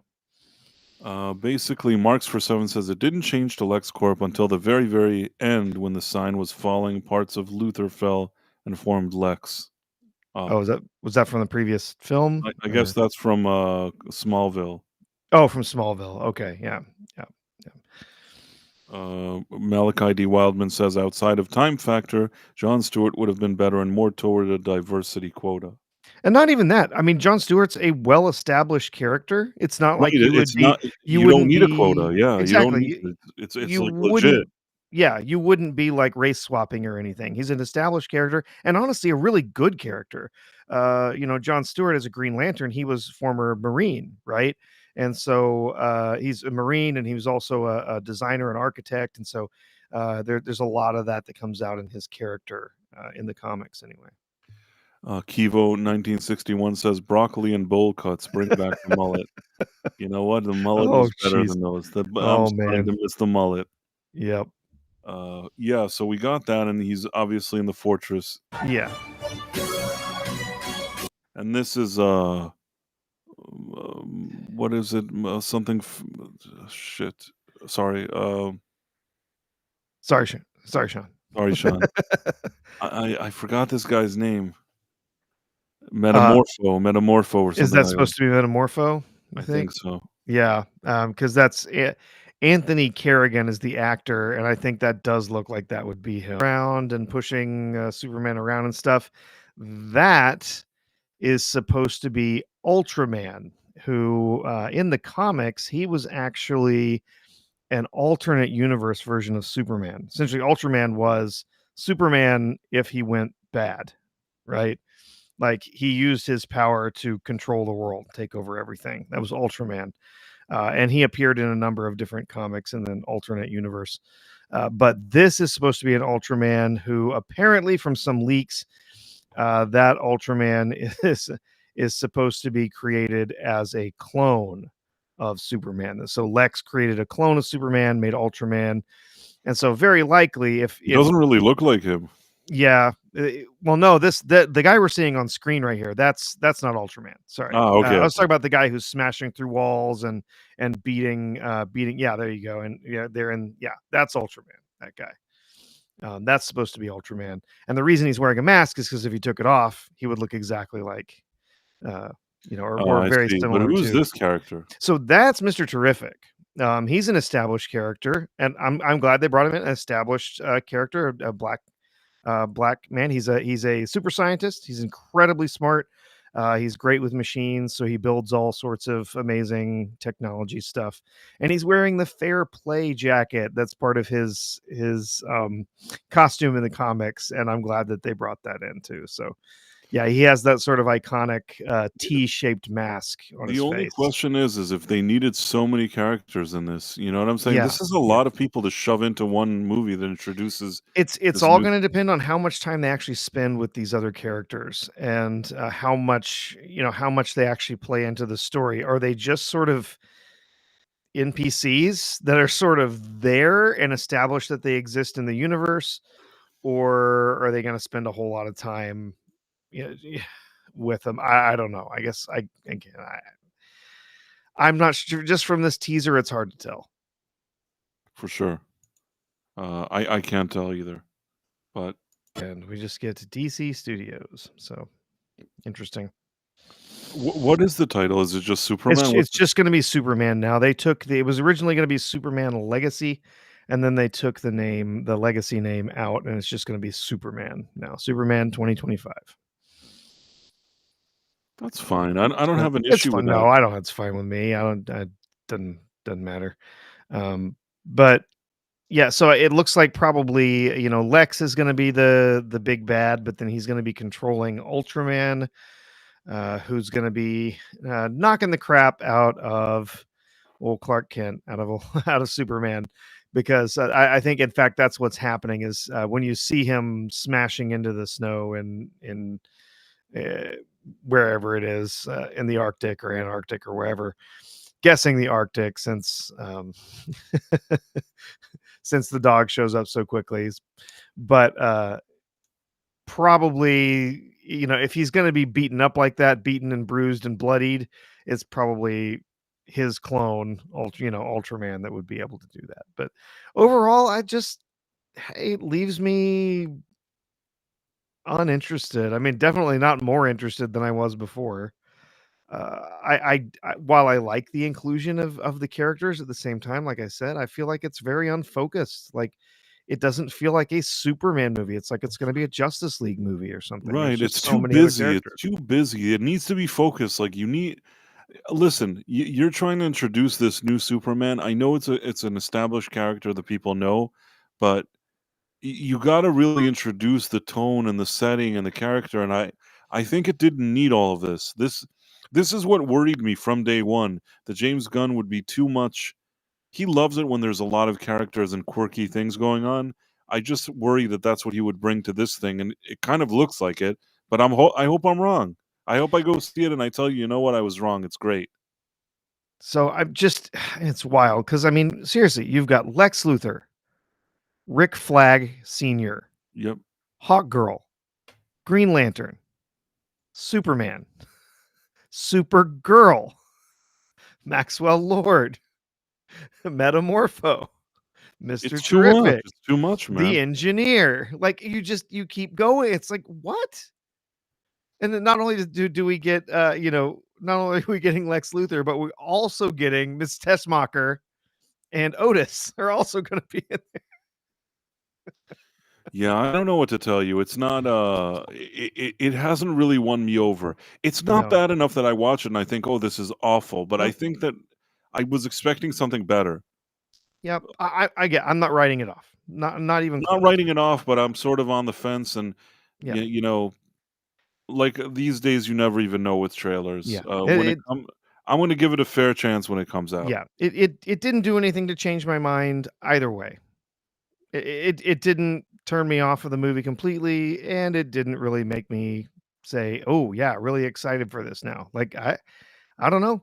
I don't know. I'll have to wait and see if I do enjoy a lot of the work that James Gunn has done.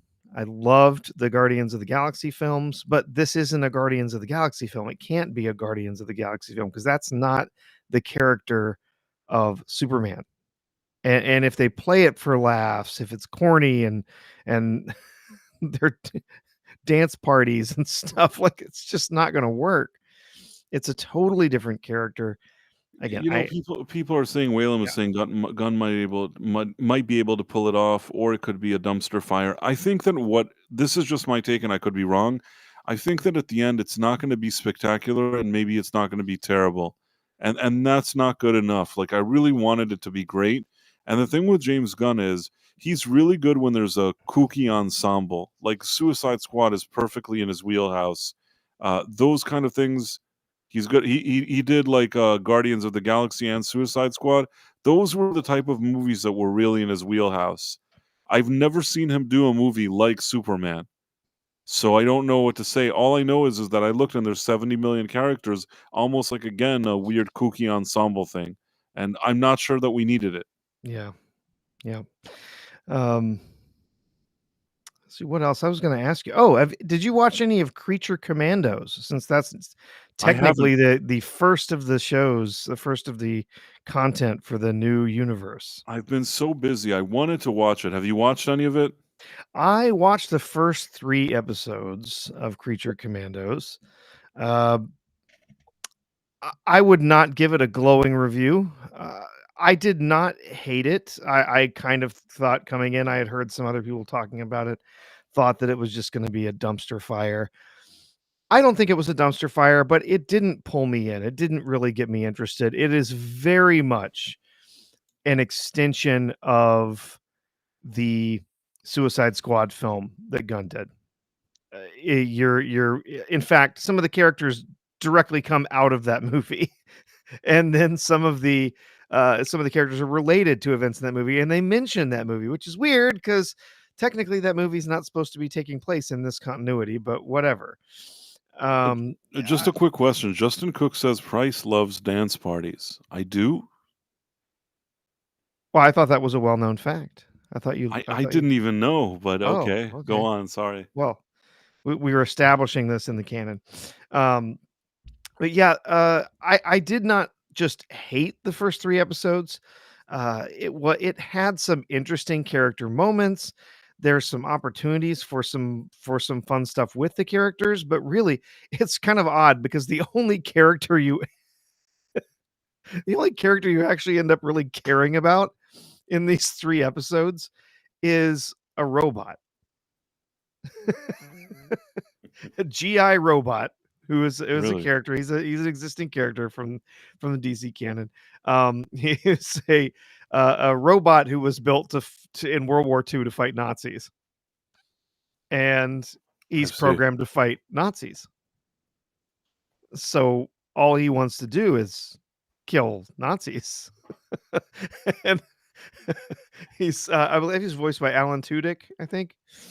But he runs around and he gets absurd amounts of joy, or at least apparently as a robot, from wiping out the Nazis. And so it was kind of funny how they played it. And they actually did one episode where they went all the way back through his history and sort of how he got to be where he was.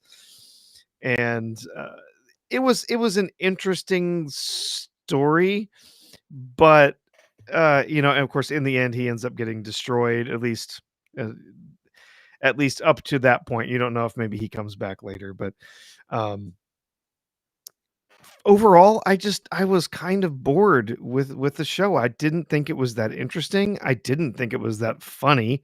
They have a bunch of really weird, like it's just like a lot of guns. Other stuff, they play the hip music or whatever in the background while fighting goes on. It's extremely bloody, extremely gory. I see. You have of course it's animated, but it's still lots of blood and gore, exploding heads, and bodies being torn in pieces and stuff. And then there's also you get one of the episodes is basically more or less the backstory of the bride, another established DC character, but she's the bride of Frankenstein. It's where you get the name, and it sort of tells her backstory. And she was made for Frankenstein's monster. And of course, she makes her own choices. She's not interested in Frankenstein, but he's of course obsessed with her. And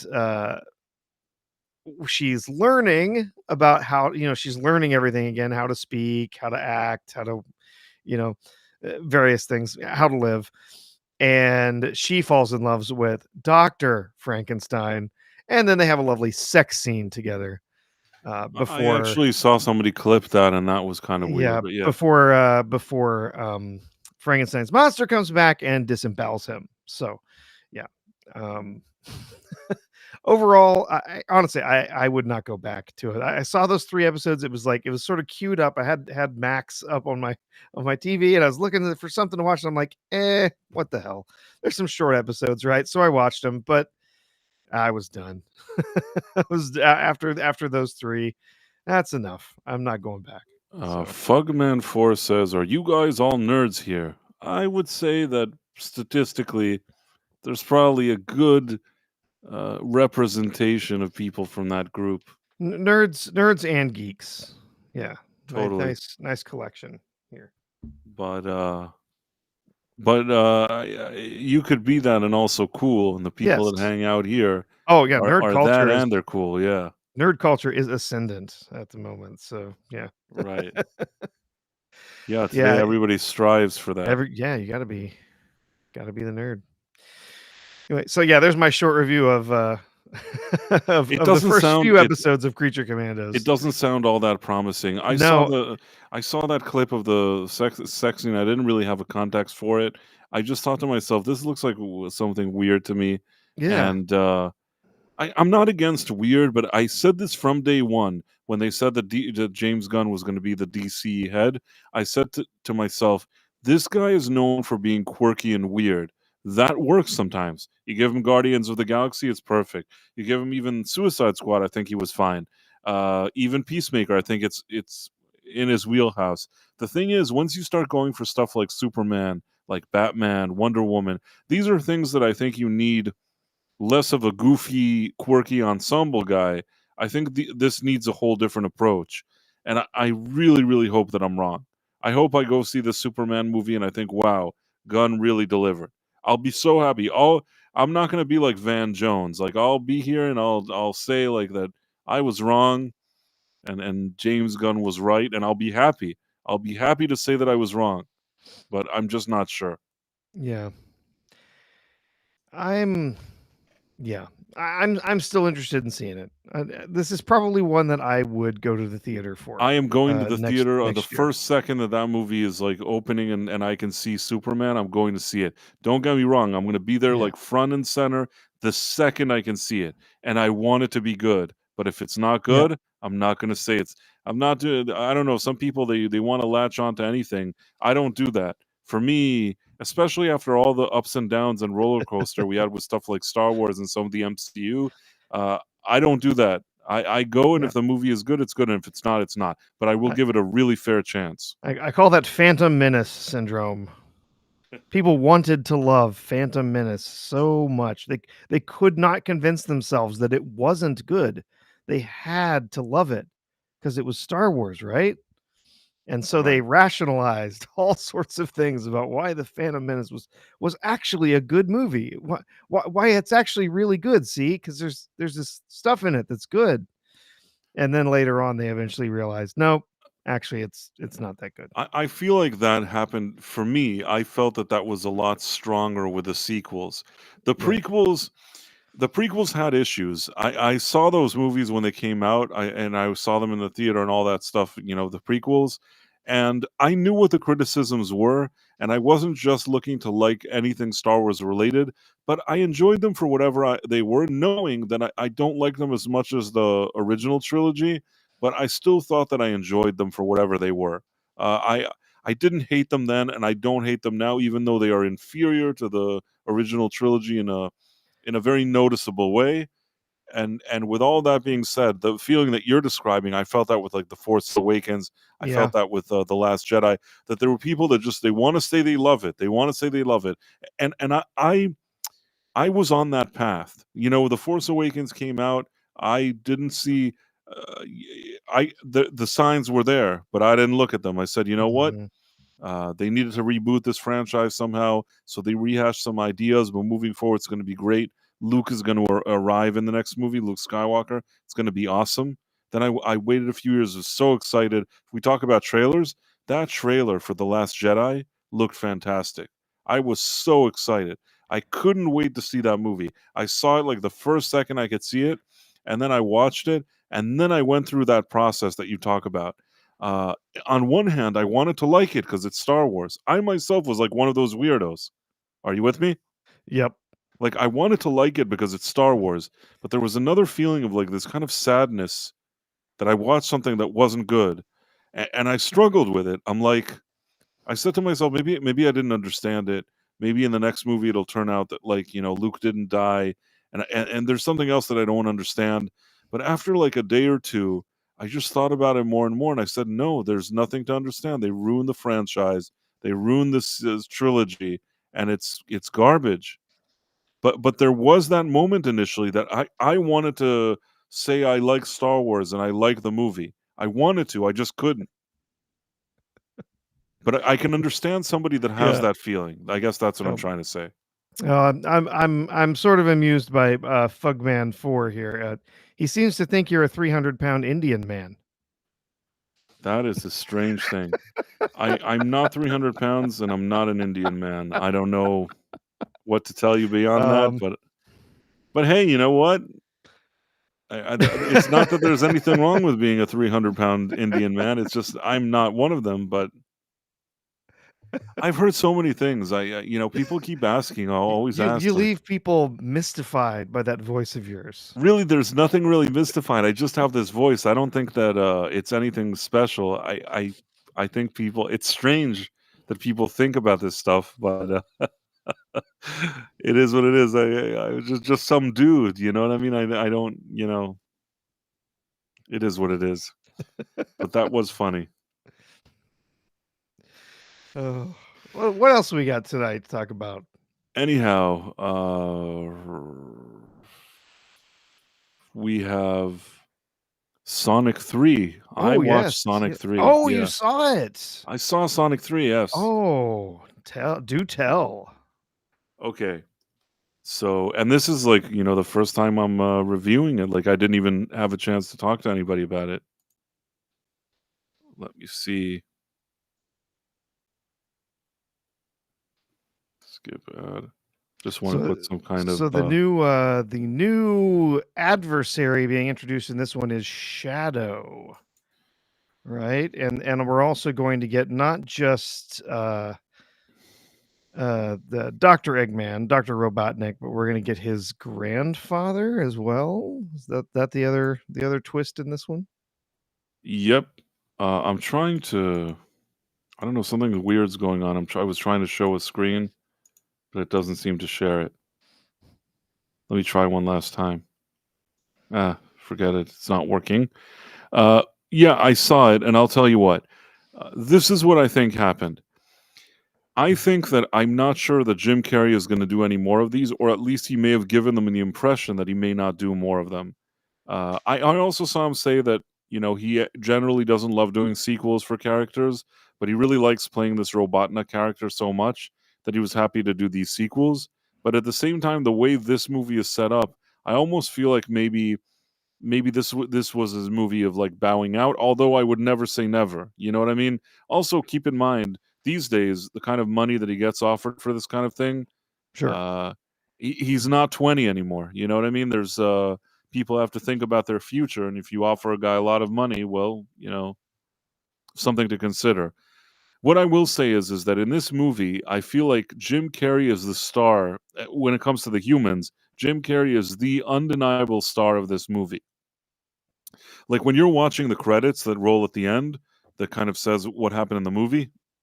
Hmm. The first name you see is Jim Carrey. Oh Jim yeah. Carrey is the star of this movie. He plays like Robotnik. He plays like the grandfather of Robotnik, and there's a lot of scenes with both of them. He does like both characters. At the same time, the James Marsden and his wife character, their role in this movie, at least, I feel like was significantly diminished. I almost feel like they put in a few days' work, a lot less than what you saw from, let's say, a Jim Carrey, and their names. You know how like sometimes there's like you have all the names, and then there's like and this and that. Hmm. Do you get what I'm trying to say? Yeah. That like Yeah. initially there's like the stars and whatever, and at the end there's like and this as that guy. You know what I mean? Like there's like a Yeah. now a lot. I'm not saying it's bad to be but I'm saying like initially James Marsden was probably like a top name. Now he's like in the and with that other actress that plays his wife. They're like in the and. Do you get what I'm saying? Yes. Yeah. And and I think that the reason that they did this is that my instinct tells me that they paid Jim Carrey a hefty fee to be here, and I almost feel like they downsized the other roles, and even they have like a sister-in-law and a husband or whatever it is that they have there. Even they like they're in an even more minimal role. It's like I almost feel like they had contracts with these actors, and they're like, we'll just give them a little bit of screen time, but they're not as significant as they were before. And honestly, I don't have an issue with it because what they did do nicely is that from the beginning of the movie, it kind of establishes that now Sonic, Knuckles, and Tail, they're kind of like friends and they do stuff together. And once you have these three, I guess in the original Sonic movie, when he didn't have these friends, having him hang out with James Marsden would make more sense. But at this point, when you have these three creatures, you it's kind of okay to show them doing stuff together. Do you get what I'm saying? Hmm. So basically, I guess what I'm saying is that you see less of those other characters. A lot of Jim Carrey. Don't Hmm. have an issue with that. Uh, as far as the story goes, there's nothing groundbreaking here. I didn't look at it and think, "Oh, this is like the best screenplay I've ever seen." It is very kind of simple, very kind of family wholesome or pretty wholesome family entertainment, but not in a bad way. I mean, Yeah. I didn't dislike it. I have to tell you, I like the way they draw these characters. Just even the interaction of these three characters on screen. Hard not to like it. When it comes to like the story itself, is it kind of just things happen from A to B or things kind of preposterous or whatever? Sure, it's not like the tightest written screenplay or anything like that. A Sure. lot of like Yeah.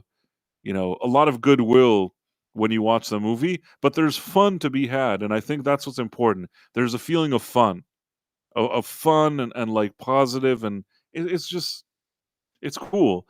And as far as Keanu Reeves, I think he does fine as Shadow. I think the introduction of the character and sort of the arc that character goes through is pretty good. Uh, there's some things that this movie, even with the arcs and the characters, it gets right. I guess I'm just saying it's not like a spectacular screenplay, but it's a fun time at the movies. And Jim Carrey looks like he's really having fun. Like, back in the day, he used to do these kind of movies like Ace Ventura and those type of movies. And I feel like today you don't have as many of those roles available for him, and he's also not as young. But this specific role, the Robotnik and the grandfather of Robotnik, is just perfect for him. He is perfect casting for that role, and I feel like I don't know if this is his last outing. It wouldn't surprise me if maybe he's bowing out. It feels like he came here to give like a everything he had, and I don't mind it. I don't mind it at all. So yeah, so I guess at the end of the day, best written screenplay? No. Is it the best movie I've ever seen? No. Is it a fun time at the theater? Yeah. Is it not offensive and good, probably good family fun? It's good if you're an adult. It's good. It caters to the kid in you. It's if you're the kid, it also caters to you. If it's like your family, also wholesome and fun. Uh, and overall, I enjoyed it. Well, great. That's good to hear.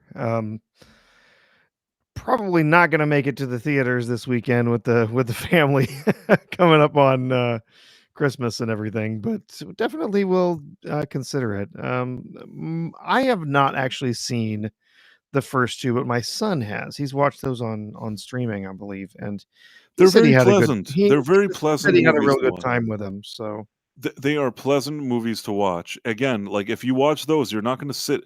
There's no situation that you're going to sit there and think like, "Oh, this is like it's as if Dostoevsky wrote it or something." You know what I'm saying? You're going to look at it and say like, "This is mindless fun." But especially also, I think that there's a lot if people grew up playing Sonic games. See, I was more of a Mario guy, if I'm being honest. Oh, So like, yes. when what'd you say? Yeah, we were a Nintendo household, so Very yeah. much a Nintendo. Uh, Very much a Nintendo, household myself. When the Mario movie came out, as silly as it was, there were so many references that I understood, and really, it appealed to the kid in me. I think that if there's people that grew up playing more Sonic, I did play Sonic, which is not as much as Mario. If people were really excited about Sonic growing up, there's a lot to enjoy in that sense. Also, you have the rings, you have the characters, you have everything. Like it's cool. Somebody here said, Istofobo says, my son said he was disappointed in Keanu's performance. I'll tell you what, there was nothing about it that was so like, that you stop and you think, wow, this is Keanu Reeves, or Keanu really brought like so much character here. He does okay, it's fine. There's nothing wrong with his performance, it's perfectly fine. But I also I tend to agree that he doesn't do something that's extremely memorable. Serviceable, sure. Uh for me, actually, the voice actor that I kind of has really grown on me is actually Idris Elba as Knuckles. I like what he's done Yeah. with his character, and I like his voice. Oh, I Uh, love Idris Elba's voice. He could do voice acting full time, right. honestly. I mean, he really is good as Knuckles. I think that he understands the idea of that character. He has the right kind of delivery and vibe, and his voice is perfect for it. So, like him as Knuckles, I liked him all the time as Knuckles, but in this movie, I sat there and I thought, wow, I really like how he does this voice. I thought it even more than usual, but nothing against the other two. I mean, the Sonic and Tail voice people, they're doing a solid job as well. Yeah, yeah. So, yeah, Ben Schwartz, right? That's who's doing Sonic? I think so. Yeah, and yeah, I mean, if somebody was expecting like some crazy thing from Keanu Reeves, then I don't know. Istofobo says, "Time for bed. Left you some gifties." I don't know what that means. Do you know what that means? Yes, we do have some super chats. We do. So, yes, so, Isphobos became a member. I think he was a Ah, member before, maybe just he upped to a different level maybe. And also Isphobos gifted 5 Price of Reason Live memberships. oh, thank you. That's very nice. Super Yeah. nice of you, man. Istofobo is great to have you here. Sophobos is a good guy. Sometimes he also he DMs me. He's like, I have an idea. I have this. I have that. Always thinking about stuff, Yep. and he's very knowledgeable too. And then And then, we also have a super chat from RRTNZ, as I'm told it's pronounced, for New Zealand, $5. Kids wear Superman pajamas, but Superman wears Chuck Norris pajamas. Chuck Norris was in Star Wars. He played the Force. I agree with everything you just said. RRTNZ, he loves his Chuck Norris jokes. So And absolutely, RRTNZ. Thank you very much for this New Zealand $5 thing. I yes. I I'm trying to wonder.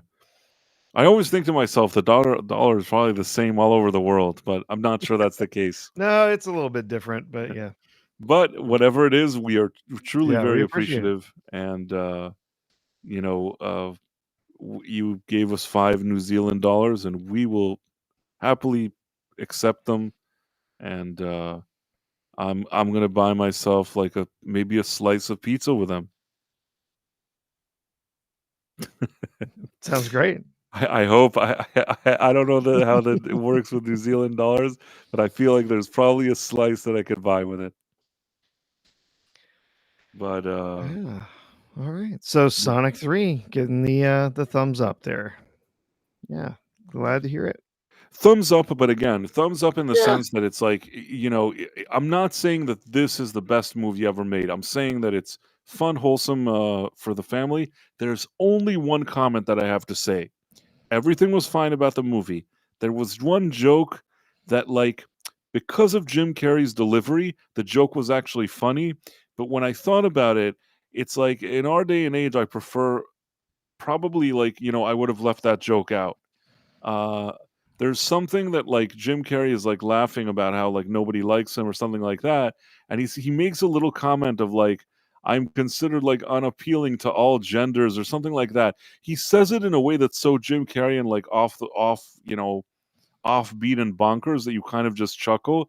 But really, I don't know what he wants with the all genders. Like I could have left that joke out of there. Do you get what I'm trying to say? Yeah, yeah.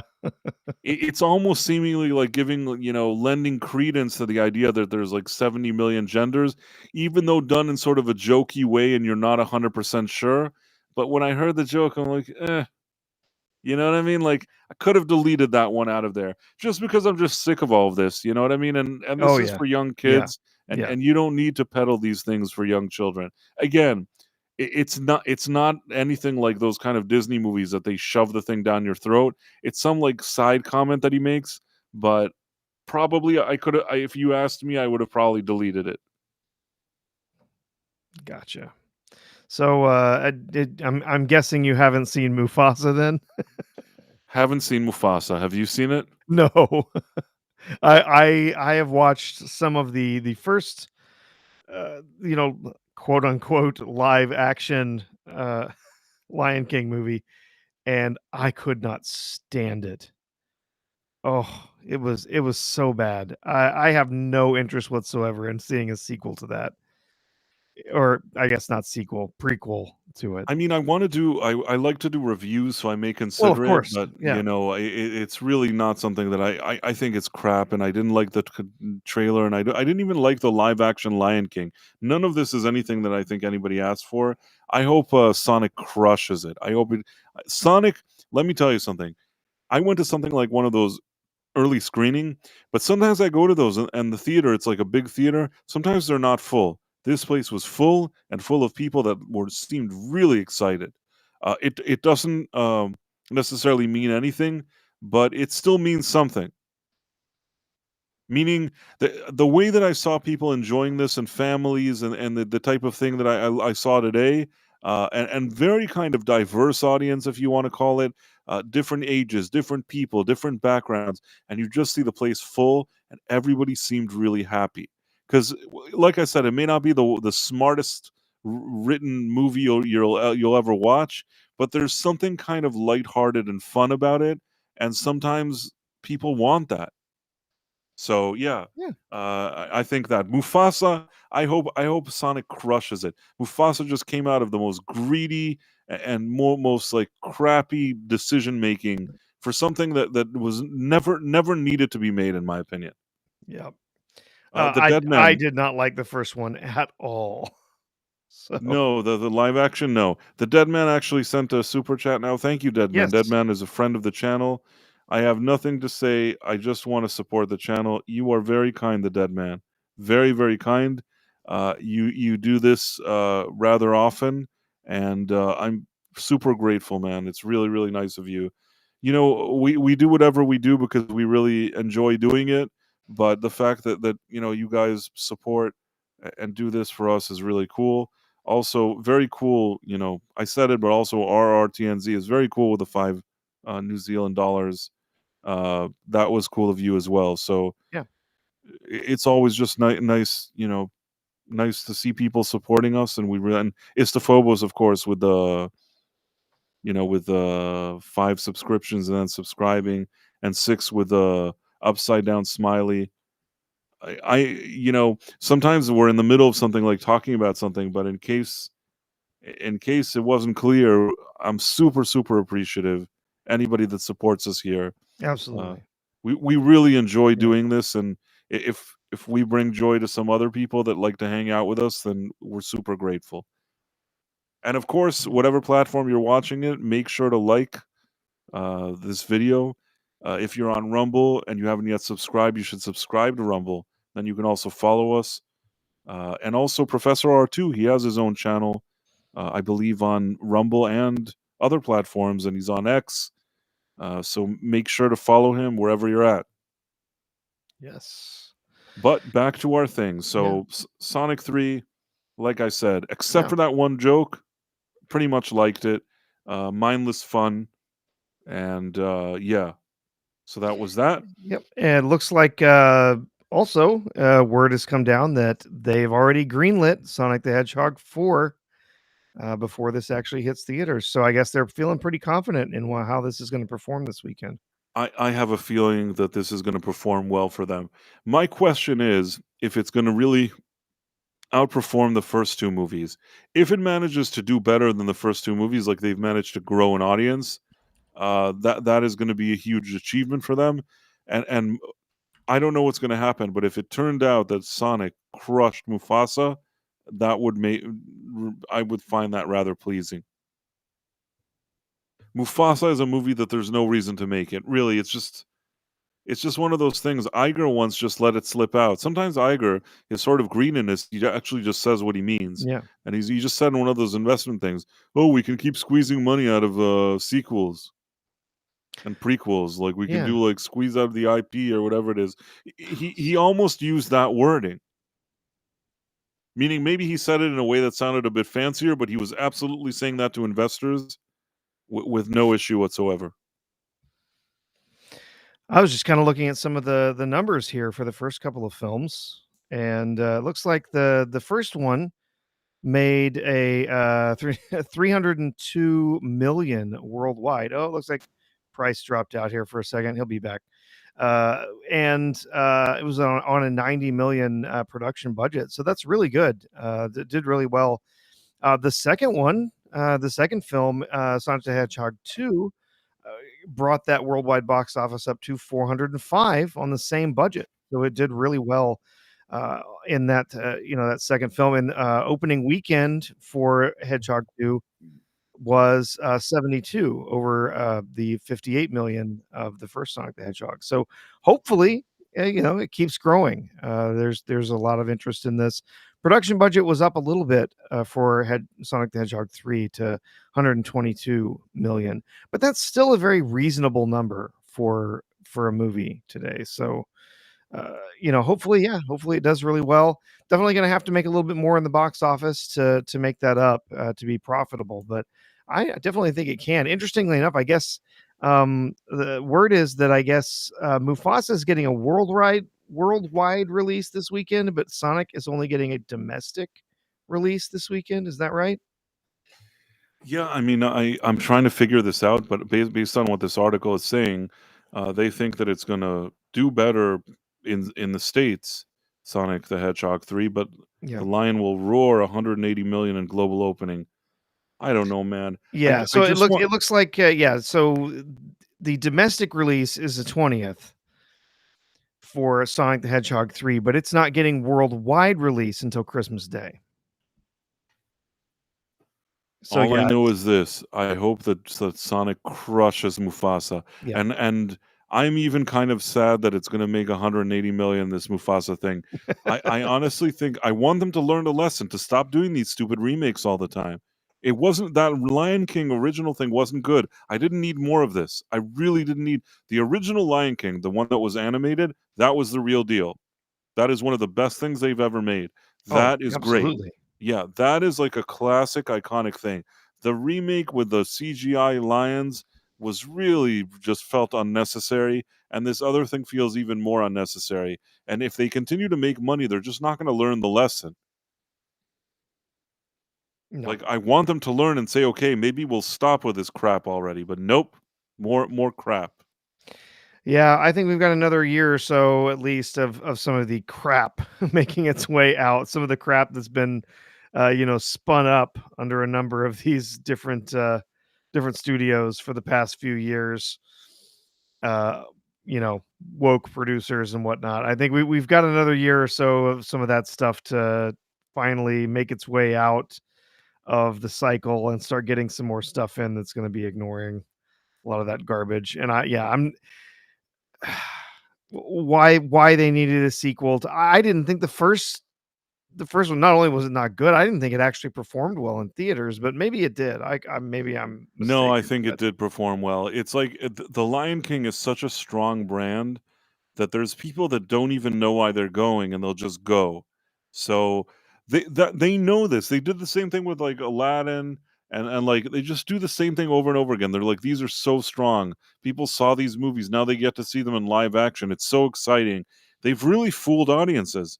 The most annoying thing, I don't know, did you ever watch the Aladdin movie? oh, the live action Aladdin?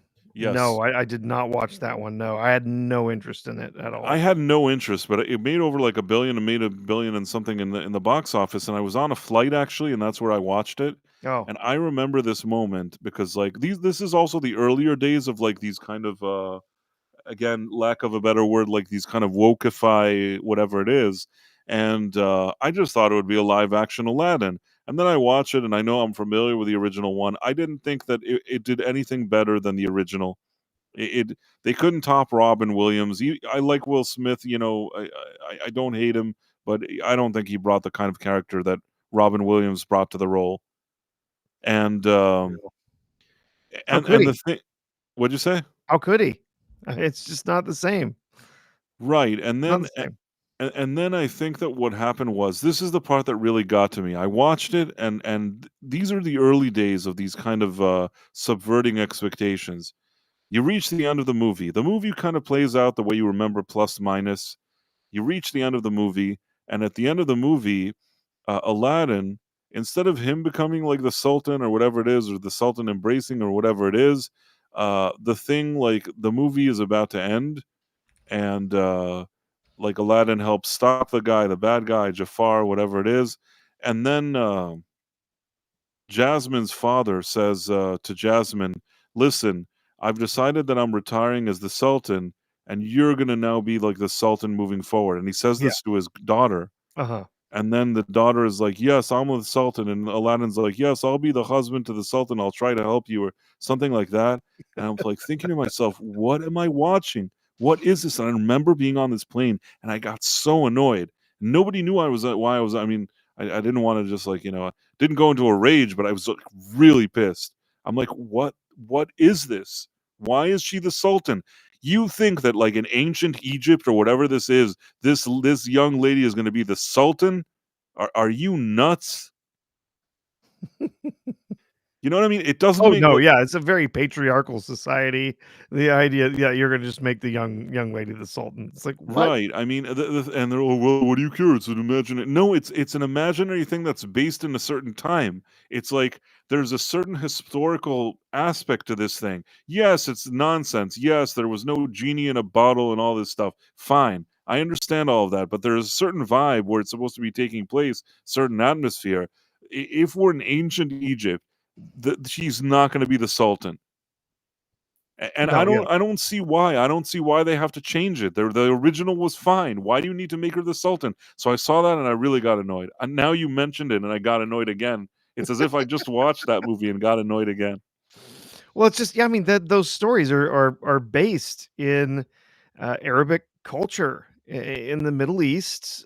They were written during the Islamic Golden Age. The author was it Scheherazade or whatever, you're right? That was So that was Justin Cook is saying in a Islamic country, yeah, I mean that's what doesn't make sense. The Sultan would never walk up to her, and not only that, he's like, "You've been so great. I really need to things need to change around here. You have to be the Sultan." It's like, dude, This does not make sense. It's not part of the story. You're just taking a dump on this. And it's like, oh, we're doing the live action remake. It's not it's like all the live action is the same until we reach that point. They did the same thing later with Little Mermaid. Little Mermaid in the original movie, he saves her once, she saves him once, and it's like they both save each other. Here in this movie, she saves him all the time. Like every second she's like saving him. He never saves her, he never does anything. Yeah. The prince is like the damsel in distress. Gotta be. Yeah. Because the women are the ones that are powerful. Only the women. No man has ever done anything good. They don't need no man. Don't need him.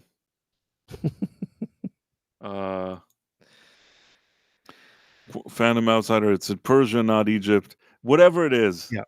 None of this matters. The one thing I'll tell you is that during the time period that it's suggesting that it's happening, there is no way the Sultan decides that he doesn't want to be the Sultan anymore because his daughter is stunning and brave, and she has to bring change to his kingdom, and she has to take over as the Sultan. That is the dumbest thing. So dumb that until now, like it gave me like a second wing. Like I woke up just thinking of how much that movie annoyed me. I mean, why would you even make a movie called Aladdin if, like, at the end he's not even like the hero of it? He's just like some idiot that'll help like the Sultan. I've never been a fan of these live action remakes. I think they're pointless. Most of them are completely uninspired. They're just there so that they can try to hold on to their, copyright for a little bit longer.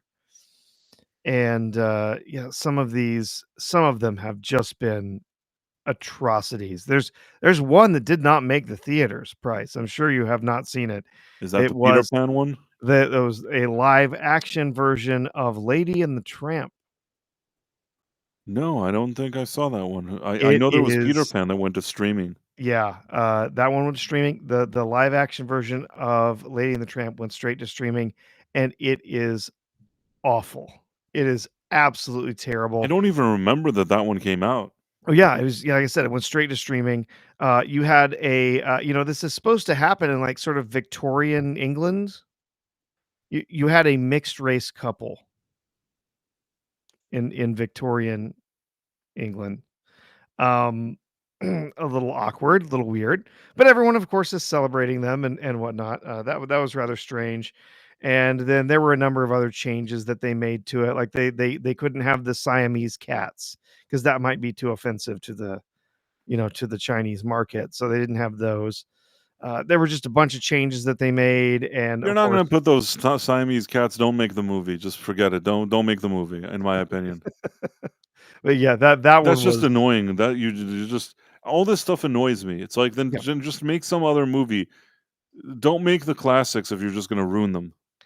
And then they messed up a bunch of the songs and stuff too. That was never one of my favorite of the original, animated Disney films, but it had some fun songs. It had some fun bits, and it wasn't my favorite. But growing up with a little sister, I ended up watching some of these. No, it wasn't at the top of my list, but it was at least like it was still a classic. You know what I mean? I don't need them to remake it and start ruining everything. Yeah. Same with it. Beauty and the Beast, and oh god, now Snow White. Oh, it's gonna be bad. I haven't actually. I heard there's a new trailer for that. Like there's an international one that's got some different clips in it, but I haven't seen it. So, we can look at it if you want. Do you know where to find it? No idea. More Rachel Zegler? Come on. Yeah, I need that. We need more of that for sure. Let's see if we can find a. Found it, but now I have to tell jokes. Yeah, I don't have any. I'm not finding it. I see people are talking about a lot of interesting things. Yeah. Don't get me started on the 101 Dalmatians. Yeah, no, wow. Well, yeah, I'm not finding it. That's all right. Maybe we can pull that up and we can talk about that later. But let me look for a second. I was looking at our. So we went over some good subjects. There was some stuff maybe going around in gaming today. I wasn't really paying as much attention.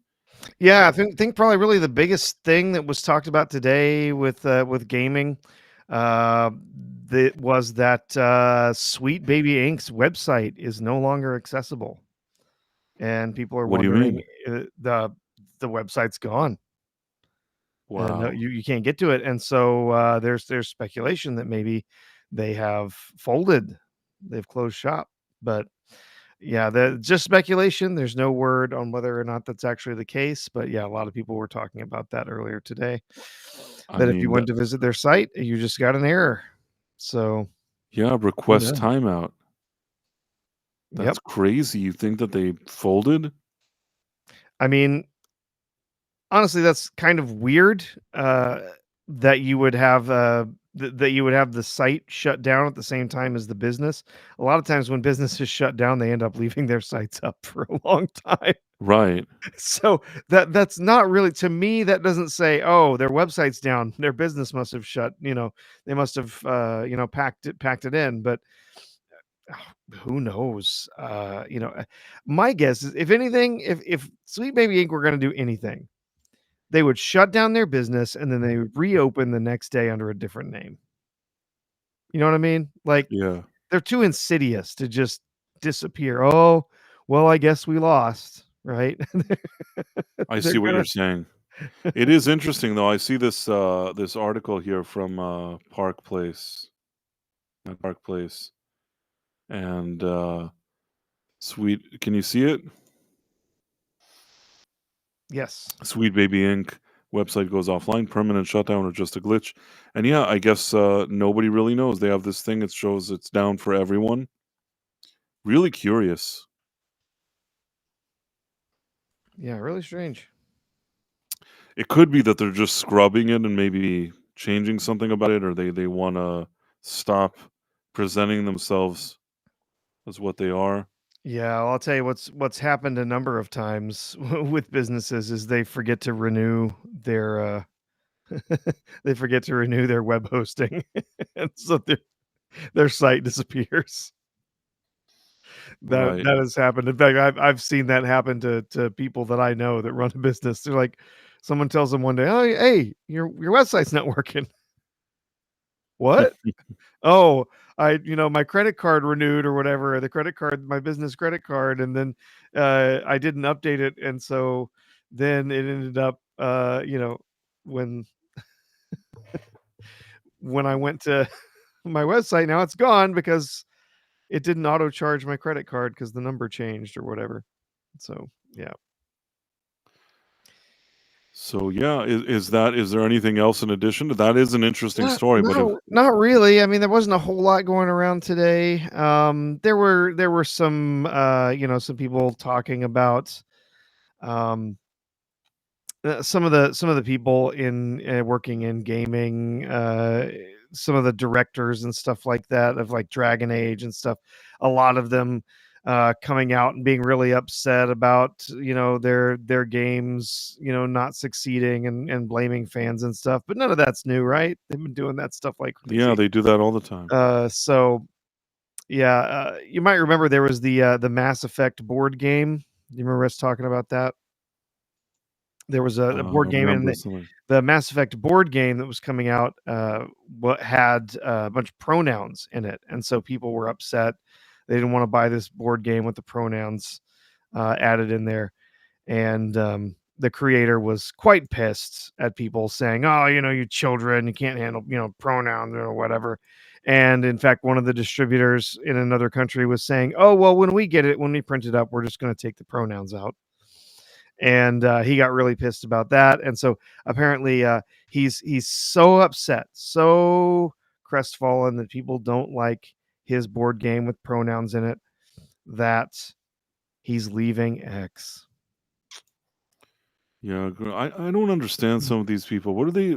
Nobody cares if they're leaving X. Most of the people that say that, when nobody even noticed that they were even here. Yeah, yeah. They they They embarrass themselves over and over Well, again. All yeah, these of course, idiots. just absurdity with leaving, and then they go over to Blue Sky, and they're like, "Oh, I'm finally here with my people," and then they realize, "Oh, wait, there's also people here who have different ideas than me. It's not Right. just a magic safe space. Oh, no." And, I saw a hilarious meme going around yesterday or today, uh, people saying that we're coming up on, uh, for a lot of these people, we're crossing the 30-day mark when their handles on X are going to start reverting back and being available for people to steal. So people can start all those people that left X like, oh, I can take your handle now and do whatever I want with it. So that should be Well, pretty one fun. can only hope. But yeah, I guess were there other people that left today? There was something else I thought people were leaving, but what do I know? Were there a few more people that left? Oh, I mean, there's always people leaving X. No, but you know how there's like suddenly funny ones that like, oh, today this person left. I haven't really seen too many. That was that one, the one guy, the board game guy was the one that I had seen earlier today, but not too many other things. I think that's really about it tonight, Price. All right. Yeah.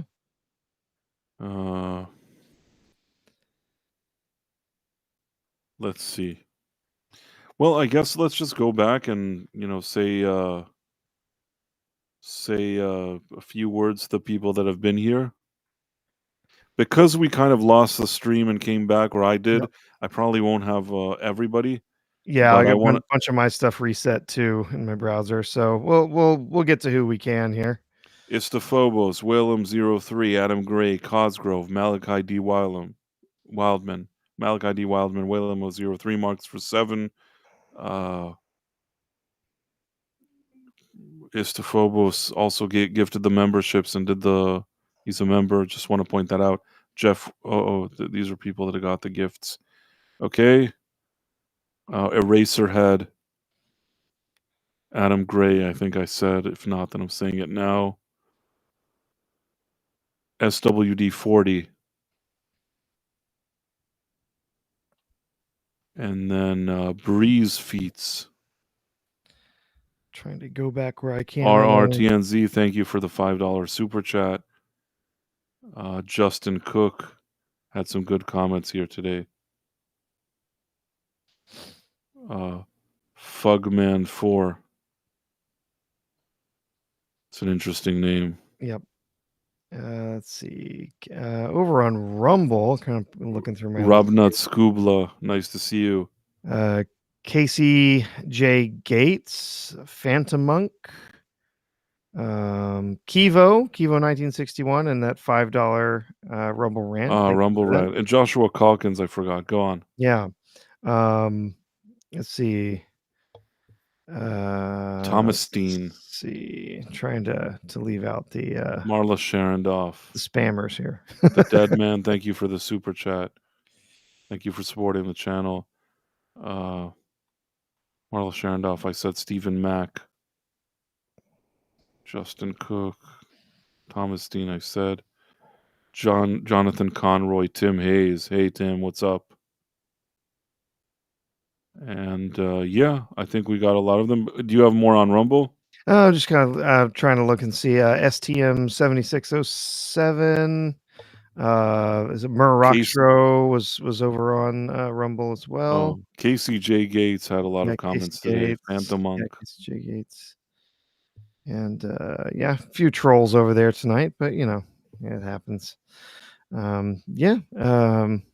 Oh, and I'm sure Smilex will be listening to it later. Yes, Smilex. I remember you were here. So yeah.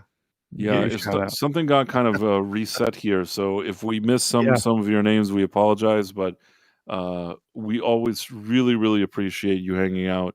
Yeah. I think that part of what makes this also fun for me and the professor is that we have such interaction with you throughout our conversations. And a lot of you just crack me up and have such great comments. And it's always just a fun experience. So thank you for everybody that joins us for these streams. And again, we're here every Tuesday and Thursday at 11:45 p.m. Eastern. This is the Night Owl. I'm Price of Reason, and my co-host is Professor R2.